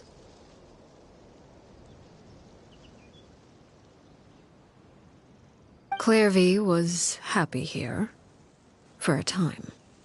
But she quickly realized that being part of this family wasn't... Purgatory? Exactly. The House of the Hearth takes in war orphans from all over Tevat. But as for how to raise them... Crucibina came up with a novel idea. She would teach the children to fight, force them to duel each other, and then crown as the king of the house the child who proved themselves most worthy of inheriting her title. It's difficult to estimate the number of children who died or were maimed in the process. There's little I can say about the ones who died. The ones that emerged with permanent injuries, on the other hand, well, they still served a purpose. They would be handed over to the doctor to be experimented on, or sent away on dangerous missions. Nothing more than tools to be used and then discarded. So those were the experiments Clairvy was talking about. But what actually happened to her? You said that Clairvy was Crucibina's daughter, so if Clairvy tried to convince her to stop what she was doing, Crucibina probably would have listened, right? Despite being Clairvy's mother, Crucibina cared little for her daughter. She forced Clairvy to join the House of the Hearth only as a means to demonstrate her own impartiality as a mother, to prove that she treated all her children equally. Clairvy did try to convince her mother to change her ways, but it was to no avail. After her efforts failed, the only other option was to rise up and try to fight back. Unfortunately, the other children had already been thoroughly indoctrinated into the illusion of happiness Crucibina had created. Of course, there was one exception.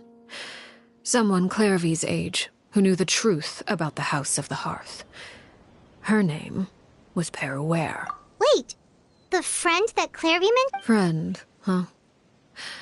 I suppose we can call her that for now. Clairvy was a cheerful and passionate person with a tenacious spirit. Peruere, on the other hand, was rather cold-blooded.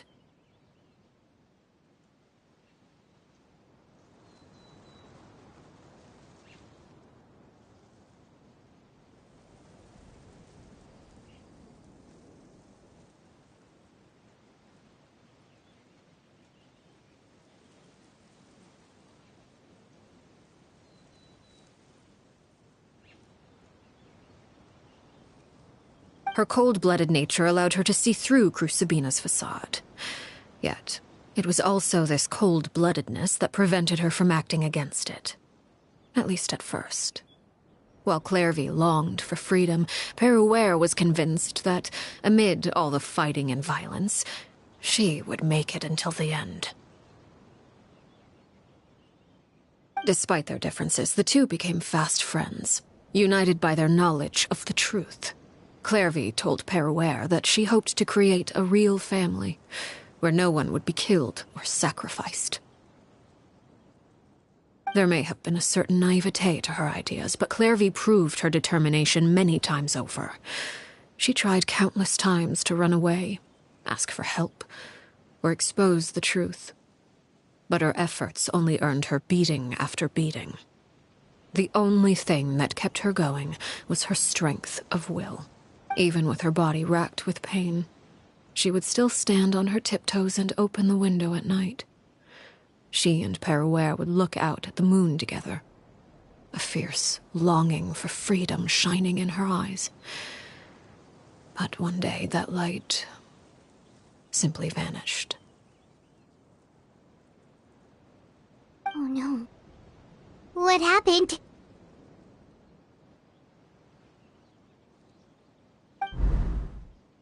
Her hopelessness resulted from a culmination of things. 10 years had passed. 10 years worth of failure after failure. She and Peruere weren't children anymore, but finding any chance to escape still seemed as hopeless as ever. It was during this time that Peruere suggested a new plan. If escaping was out of the question, why not take down the very person? Clairvy rejected that proposal. She claimed that, as a famous harbinger, Crucibina possessed an unimaginable amount of power. Clairvy never gave another reason, but Peruere could see it written all over her face.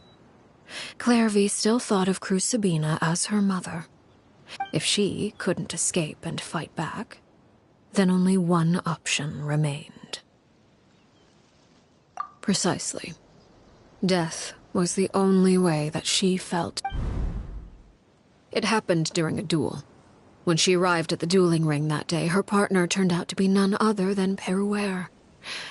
The very person that had stood by her side all those years. It was a fierce battle. But ultimately, Clairvy decided to let Peruware end her life. From that moment on, Peruware's journey was one written in flames. When the rain finally came and washed it all away, there she stood, the sole victor in Mother's endless game of slaughter. It was the very result she had predicted 10 years prior. Even then, she believed she would make it until the end. She wasn't surprised by the fact that she emerged as Mother's undisputed heir. Rather, her success left her with an inexplicable sense of restlessness. She was unsettled. And there was only one thing that could quell that sensation. Perhaps you two would like to take a guess as to what it was? Crucibina, you mean? But... Correct. This is the place where Peruware killed her best friend. A mere year later, this is also the place where she fought tooth and nail to kill the mother they shared. The moment she acted, any conception of what was right or wrong ceased to matter. It's one of the principles of the house. Only those who survive get to write the rules. Peruware won the battle, and became a harbinger herself. After which Her Majesty, the Tsaritsa, bestowed upon her a new name. Arlecchino. So the Perry Clairvy was talking about... It was you all along. You're Peruware. Arlecchino is just a name you got later. I left that name behind long ago. I must say, hearing it now does bring back memories. After I defeated Crucibina, the moniker of Mother died with her. I chose to forego the title she called herself, and even chose to give up my own name. I rebuilt the House of the Hearth under a new identity. Not only as Arlecchino, but as father. And that is where the story ends. Any more questions? Yeah. Based on what you just told us, Clairvy wasn't a little kid when she was killed. So the Clairvy we met... Was she really a spirit at all? I suppose you could call her an illusion born of flame. Her existence is like ashes to a fire. Something left over in the wake of blaze and ruin. You see, a certain power runs through my veins. It's not unlike a curse. My flames leave behind shadows of anything they consume, of course. The chances of those shadows morphing into a sentient entity are exceedingly slim. Clairvy is a very special case. Clairvy died when she was 16 years old. But what emerged from the flames was her 6-year-old self. Her appearance wasn't the only thing affected. Most of her memories were lost to the blaze as well. Memory is a mysterious thing indeed. Losing a portion of your memories will alter your sense of self.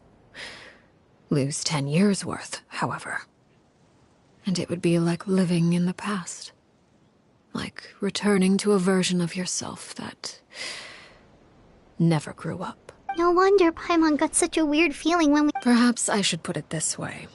Clairvy is someone trapped in time. It may seem like she exists with us in the present. So if all of that is true... Indeed. She's a rather volatile and unstable entity.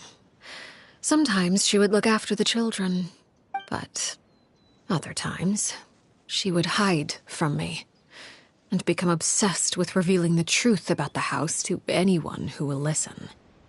Shadows don't have the capacity to learn or grow. Any new information they encounter is quickly forgotten over time.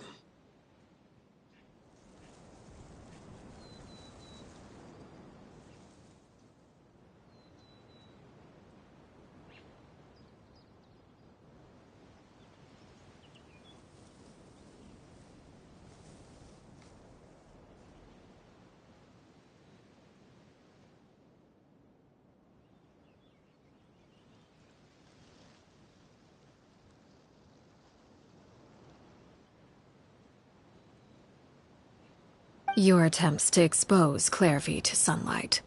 They failed, yes. The reason is actually quite simple. In Clairvy's mind, the house is impossible to escape. And it is this but. No matter. All I have to do is kill her again, and all will be resolved.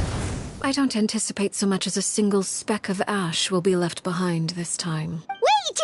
Paimon can understand why you might want her gone, but isn't there another way? So what if she's trapped in her 6-year-old self? She's still your friend! At least talk to her first! It's too late for that. She broke the rules, and now she must be punished. That goes for Filial and Nantoy as well. She's had quite the effect on them. I hope you understand. The difference between Crucibina and myself lies in our formulation of the rules, not our policy for enforcing them. Upholding the rules without question is a trait we both share, because that is how a household should be run. Is this really what you want to do? Whatever could you mean? Don't you want to say a proper goodbye at least? Whether as a killer or as a father, there are two things that must be avoided at all costs: anger and sorrow.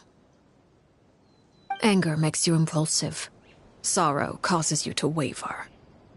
Well, it appears it's about time to proceed. Before we arrived, I told some of my well-behaved children to bring our troublemakers here by nightfall. I do believe I've kept my end of the deal. I gave your friends quite a bit more time.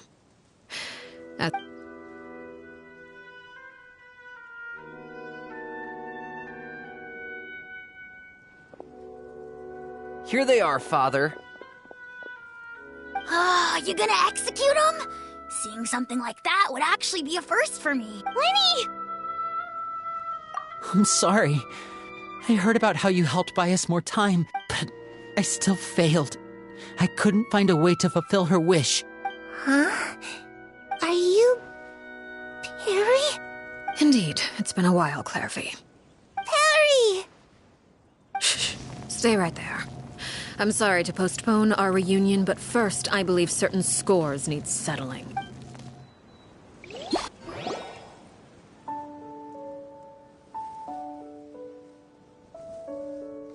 Father, let me explain. Out of my way. Father! You chose to conceal a threat to the house, and for that, you must be punished. Overall, however, I suppose your wrongdoing is hardly the most egregious of the bunch, so I'll deal with your punishments later. As for right now, the more pressing concerns are the traitors among us. By traitors? Do you mean us? Father, let me explain. We didn't mean to... Fultz, why don't you share what you heard? Yes, Father. Secret Midnight Meeting number 3. Participants, Filial, Nantoy, Sato, Toddy. Nantoy clearly said, if only Father wasn't the one who took us in.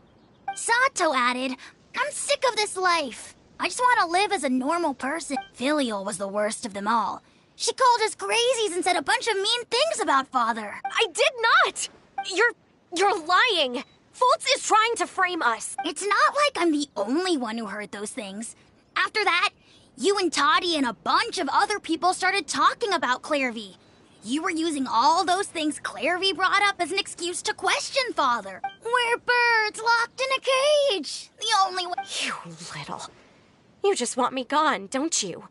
What did I ever do to you, huh? And you, Sheplo, have you forgotten who stood by your sickbed, watched over you, and changed your dressings? Come on! You're wrong, Filial. We don't want you to die. You're our family. Liar. You wouldn't be doing this if that were the case. We all live in the House of the Hearth. You know the type of work we do, Filial. A single betrayal can cost dozens of us our lives. It's not like it's never happened before. That kind of thing is hard to forget. That's why the House of the Hearth cannot tolerate any form of betrayal. Ever since we came to Poisson, you've had 7 secret meetings. A lot of the things you talked about really crossed the line. You've been spying on us for half a month? Wait a second. Now that I think about it, the move to Poisson was just a way to make it easier to spy on us, wasn't it? 'Cause we... Filial, Nantoy, I'm sorry. I owe you both my life. I owe Claire V too. If it weren't for all your help after I got poisoned, if this were any other situation, I would do anything to repay that kindness, even if it cost me my life. But rules are rules. I'm sorry. My hands are tied. Why? That's enough, Filial. We made a mistake. I'm sorry, Chapleau. Fultz. I'm sorry, Father. We accept our punishment.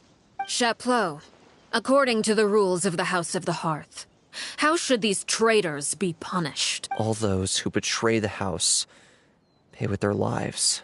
And so it shall be.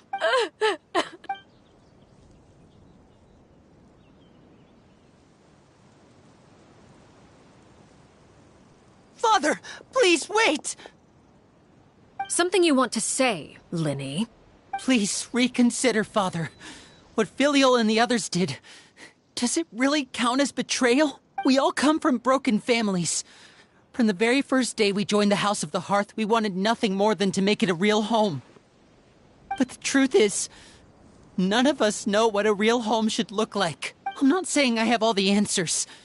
All I know is this.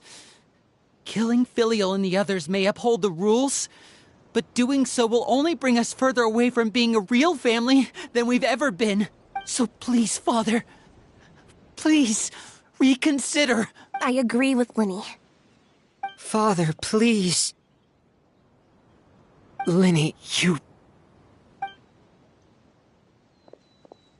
I also agree with Linny. An order once given cannot be rescinded. However, given the extent of your determination, I suppose we shall have to go about this a different way. Draw your weapons and face me. Our weapons? Father, are you referring to a duel? Precisely. The rules of the house will not be altered. Traitors must be punished. However, resolving disputes with a duel is also one of our rules, one that also applies to me. Demonstrate a sufficient showing of strength, and I shall offer a concession. Wait. Impossible.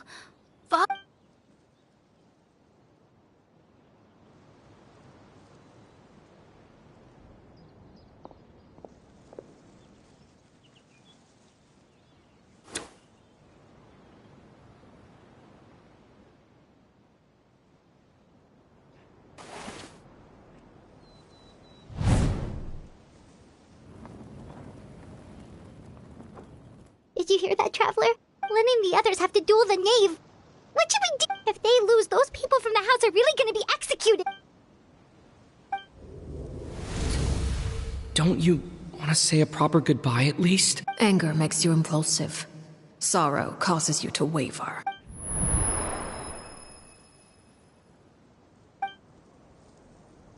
Oh. Looking at that expression on her face, she seems really serious about this. Guess that means there's no chance she's throwing the duel on purpose, huh? When guests are around, families are often on their best behavior. And any disputes are less likely to escalate. When the time comes, make the choice that you deem most appropriate in the situation, and lend your help to the House of the Hearth. What's wrong, Traveler? Hey, where are you going? Traveler?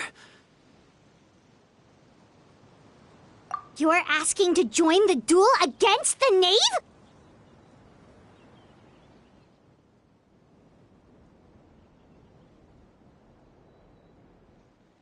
I'll allow it. We do have a ready-made dueling ring at our disposal, after all. All I would advise is this. Keep a firm grasp on your weapon, and give it your all. Any less, and you may just lose your life.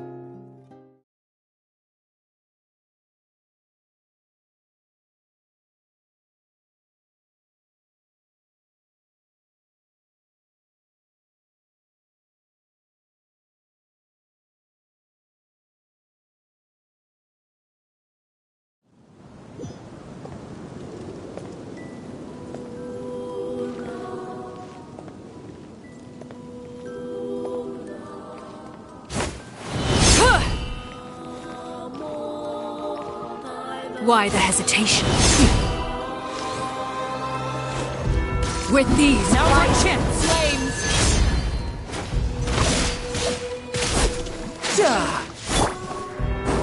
Surprise! The amazing! What pitiful attacks! I thought I taught you better. Hang in there!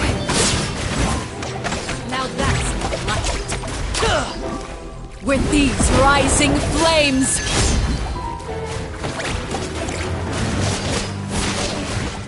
With the fall of darkness, destruction shall rise. Spare your energy. Getting here!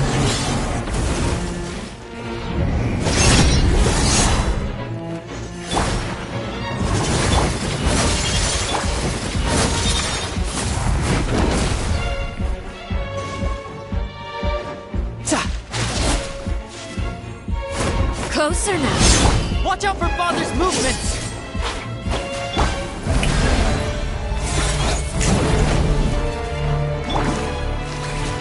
Like a fly tangled in a web. Spare your energy. Running is of little use. Father's even stronger than I expected. Have a taste of purgatory. Time to shine!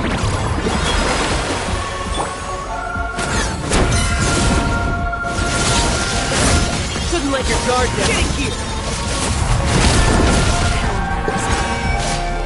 No time to lose.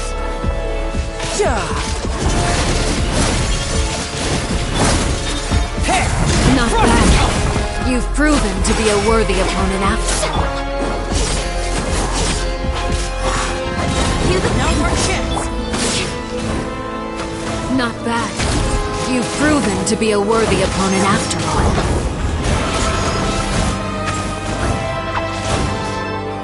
Spare your energy.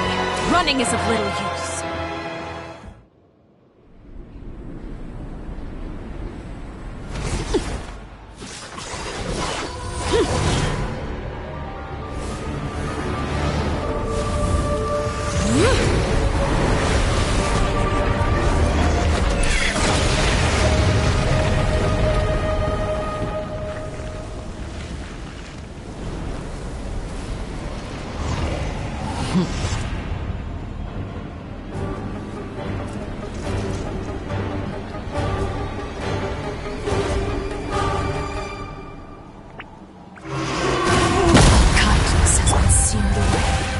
My blade is all that remains. Getting here! Watch out for Father's movements! Look out! No time to lose. No time to lose. Now's our chance! Over here!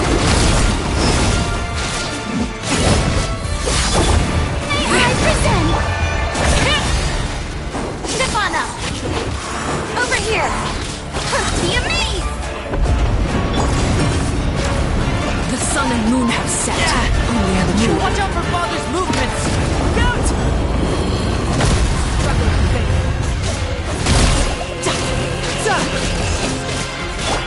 Let my name echo in song! Surprise! Over here! Riptide! Now's our chance! Over here! Sometimes it's only the beginning. I'm quite impressed.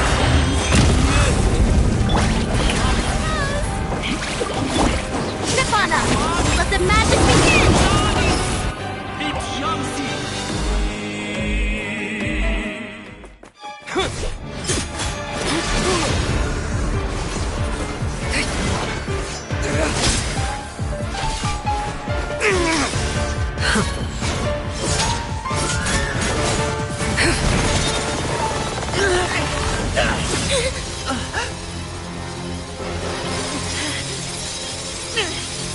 You should know better than to crowd in one place.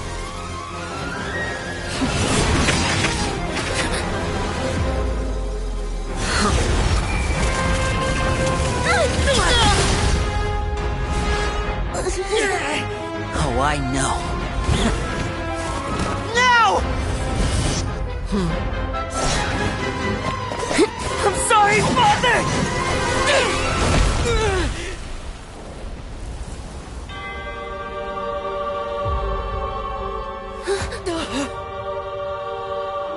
Sorry for what? This pitiful excuse for an attack?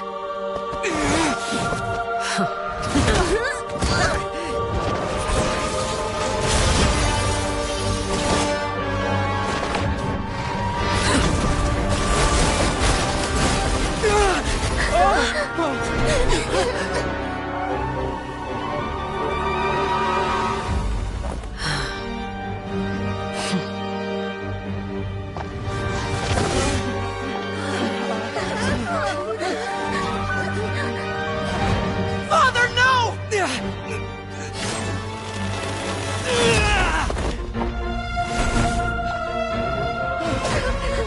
Made it out, did you? You're stronger than I expected.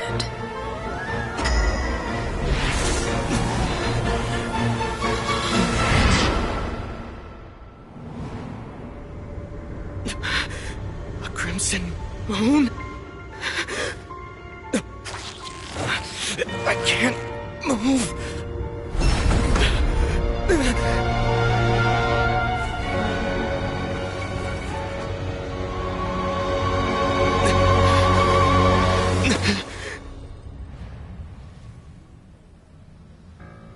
Still, not strong enough to beat me.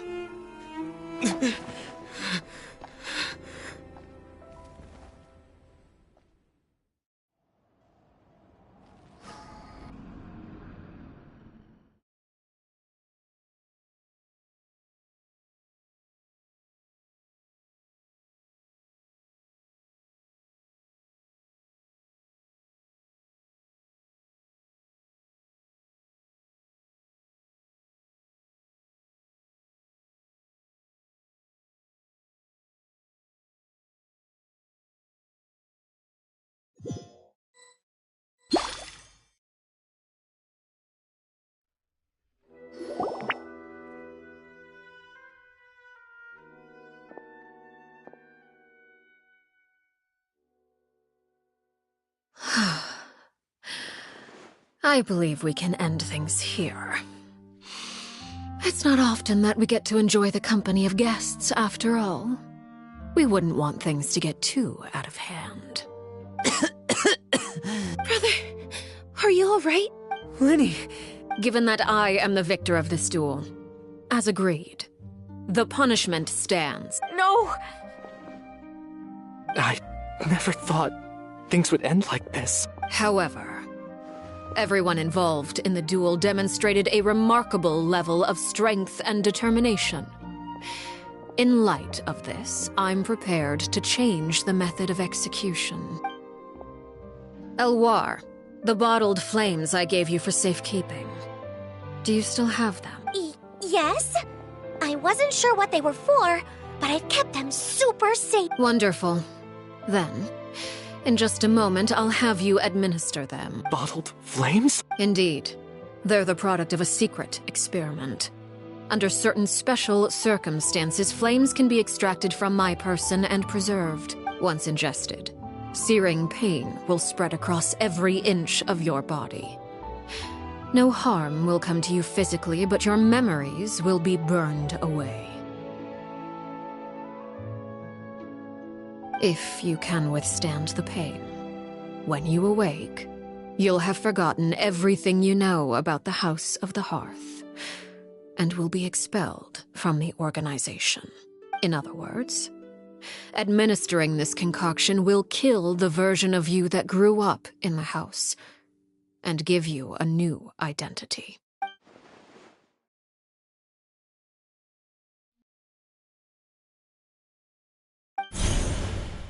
Memory is a mysterious thing indeed. Losing a portion of your memories will alter your sense of self.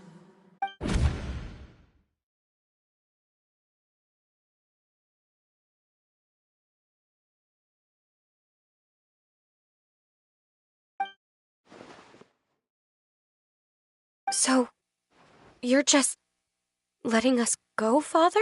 You misunderstand. Memories are extremely important. Once consumed by flame, the version of you standing before me will die, and our secrets will die with you. So no, I don't intend to just let you go, because the person who survives will be nothing but a stranger. Even so,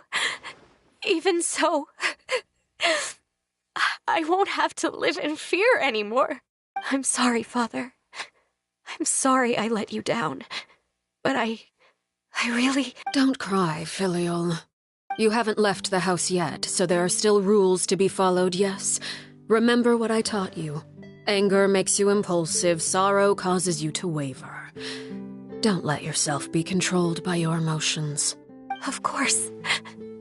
I'll remember. Dry your tears, and go pursue the life you really want. Yes, Father. Chapleau, Fultz, Elwar. Take them back to Poisson. And bring Linny and the others as well. I prepared 3 extra vials of bottled flames. As for whether to take them, the choice is yours. Goodbye, children. The next time we meet, I will no longer be your father. Thank you for all you've done for the house. I hope you have bright futures ahead of you.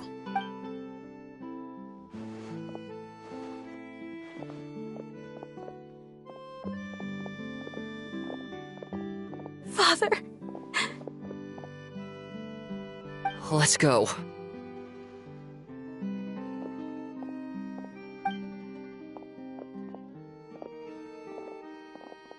Here, grab my arm, Linny. I'll help you walk back. Thank you.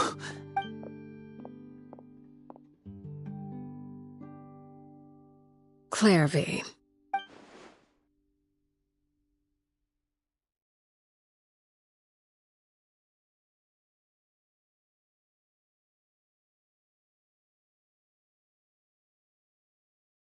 Can we talk now?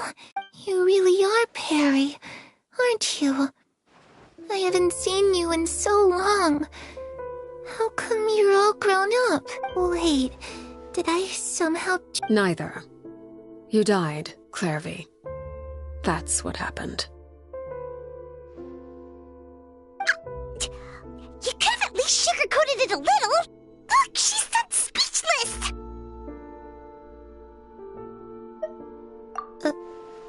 Oh. Okay then. Huh? That's it? Yep. If that's what Perry... Plus, I don't really need to know why I'm like this. I'm more curious about what happens in the future.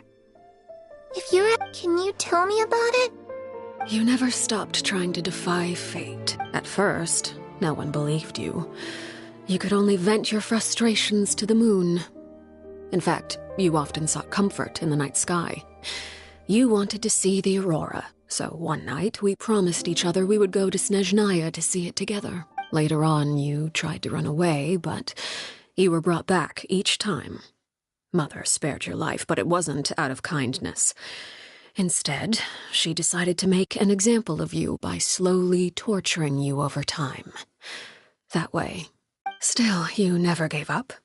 Mother hoped that through ruthless duel after ruthless duel, she would be able to crown an ultimate victor among the children she raised. But you called on everyone to unite, to fight to a draw in order to reduce casualties.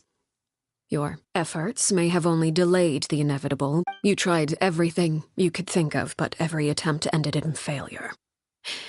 Still, you never turned your sword on Crucibina, and you never turned it on me. On that gloomy day, for the last 16 years of my life, I've done everything I can to fight for freedom. But now, I realize that the only freedom I truly possess is the freedom to choose to die. I never imagined I would say something like that. I must have been feeling really worn down, but somehow, I still think I understand. According to Mother's plan, Only one of us was going to make it until the end. And I always hoped that person would be you. If I could do it all over again, I still don't think I would make a different choice. Is that so? Even now, I'm not sure I truly understand what kind of freedom you were trying to pursue. But as the head of the House of the Hearth and as the children's father, I've tried to give them the most basic of freedoms. The freedom to choose their own fate. It's something I discussed with the Eudex of Fontaine. The children who want to leave the house will have their memories wiped clean of all secrets pertaining to the organization. In return, they will be allowed to live a normal life in Fontaine without being prosecuted for their past. Of course, I won't simply hand freedom to them on a silver platter. They have to fight for it and prove themselves worthy of it. Only freedom that is earned has true value. That's more than enough. That's exactly the kind of life I was fighting for. You know, Perry, I think you're a pretty amazing king, and a really great father, too. I'm really happy that you're the one who took over the house. I guess I do have one regret, though. I still haven't seen the outside world. Well, it just so happens that our dear guests over here have been to many nations and traveled to countless places. Really? Of course! We've traveled all over the place. We've got so many stories, we could probably talk...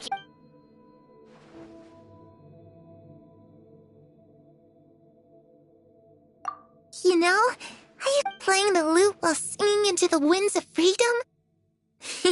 Even if there was no one there to listen, I would have continued to sing no matter what. Ah, that's where Mora comes from. I never knew that before. If I had some Mora, I would buy 3 new dresses. One for me, one for Perry, and one for Mother. It's just too bad Perry doesn't like wearing dresses. And Mother, well, she probably wouldn't accept something like that either. I guess I'd just have to keep them all for me then. I could wear a different one every day.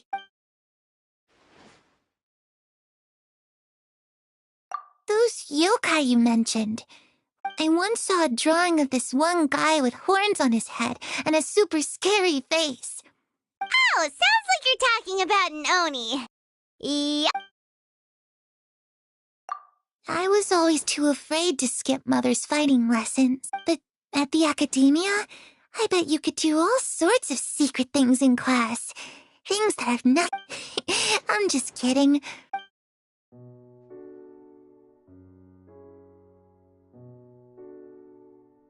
The situation was super dangerous. Lenny and Lynette were accused of committing a crime, and they were going to have to stand trial at the opera epic. Oh no, that must have been...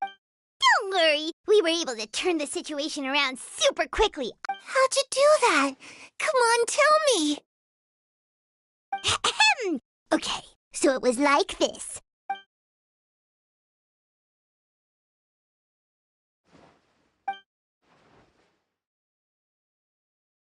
Shadows don't have the capacity to learn or grow. Any new information they encounter is quickly forgotten over time.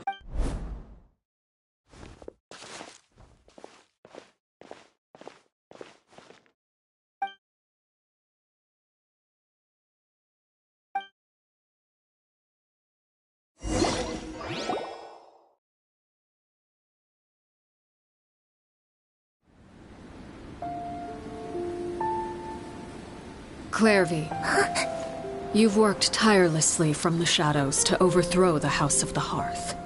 Now, by my authority as the Knave, I shall announce how this matter ends. You are hereby expelled from the House of the Hearth. You are no longer tied to this place, nor are you bound by its rules.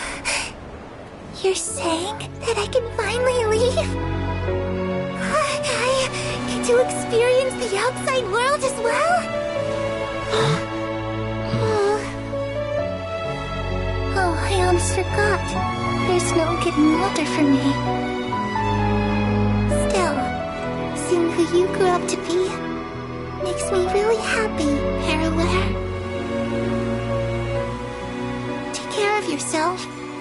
Goodbye. May we meet again someday.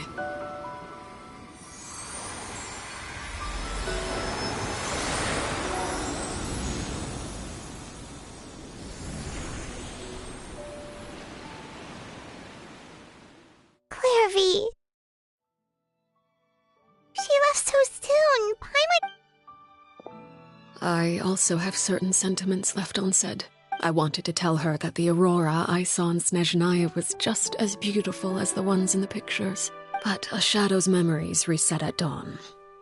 Had we delayed any longer, we wouldn't have had the time to say goodbye. Whatever regrets may linger, let them be lost to the coming of a new day. Father? It's Linny! Hey, Linny!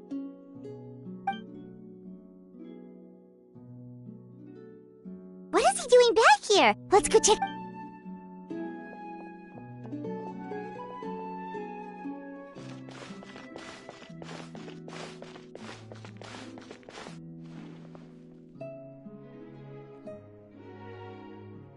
Father, the bottled flames have been administered. And you? What have you decided? Thank you for giving us that choice, Father. But we never wanted to leave the house. It's the only home we've ever known. Lynette and Fremine feel the same way. They're recuperating back at the Hotel Bouffe d'été.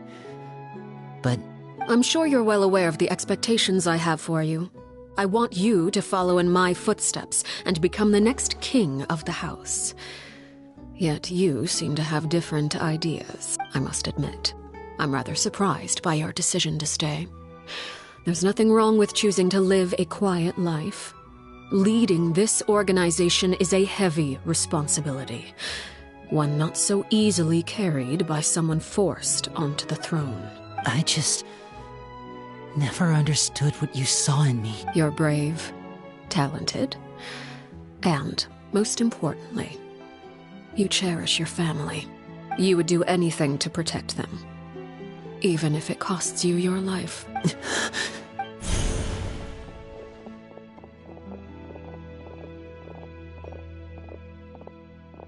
Speaking up back there was so brave of you, Linny. It's all thanks to... You're a hero, Linny. Hero? Father is the real hero. Had Father gone all out during the duel, there's no way I would have walked away with my life. She must have had it all planned from the beginning. I'm not deserving of that title. You're wrong. In my opinion, all you need to be deserving of the throne is conviction and the necessary strength to act on it. We may have different ideas of what it means to be a family, but you can hardly be said to lack conviction. What you truly lack is strength. For someone of your talent, though, that's something that will come with time. Even without that strength, you still chose to face me in a duel, even though the odds were stacked against you. That capacity to honor your convictions is what I truly see in you. Father. No one knows what the future holds, what tragedy or triumph may be in store. Being at the head of this organization requires the strength of will to face whatever comes. Caution will only hold you back. If reaching a certain standard were required to go after what you want, I would never have succeeded in killing my predecessor. Back then, there was still a considerable gap between our abilities. Strength may decide the ultimate victor, but those who let a lack of strength dictate their decisions or undermine their convictions will never be worthy of the throne. I understand, Father. Thank you. Children must grow up to surpass their parents. Only then can a family continue to flourish. The road ahead is not an easy one, so I'll ask you one last time. Are you certain you want to stay? You've done so much for me, Father, and that kindness must be repaid. Plus, with Project Stuja at hand, there are many dangers ahead, and I, for one, don't intend to back down. Protecting my family at all costs. That's my conviction. Then you're welcome to stay. As for Project Stuja, you need not be too concerned. If those cowardly businessmen and heartless dignitaries try to take us down, I'm prepared to teach them a lesson. Having members who longed for the light was our organization's last weakness. With those members no longer among our ranks, the House of the Hearth is like a spider hiding in the shadows. We need only wait for our prey to come to us. At present, our imperative is to use their plan to our advantage. In doing so, a crimson moon shall rise amid the frigid blizzards of winter. No demonstration of loyalty shall go unrewarded, and no sacrifice shall be in vain. As for the two of you, whether we meet again as friend or foe, I'll remember the camaraderie we shared in this moment, no matter how arduous the journey ahead. I hope we both reach our desired destination.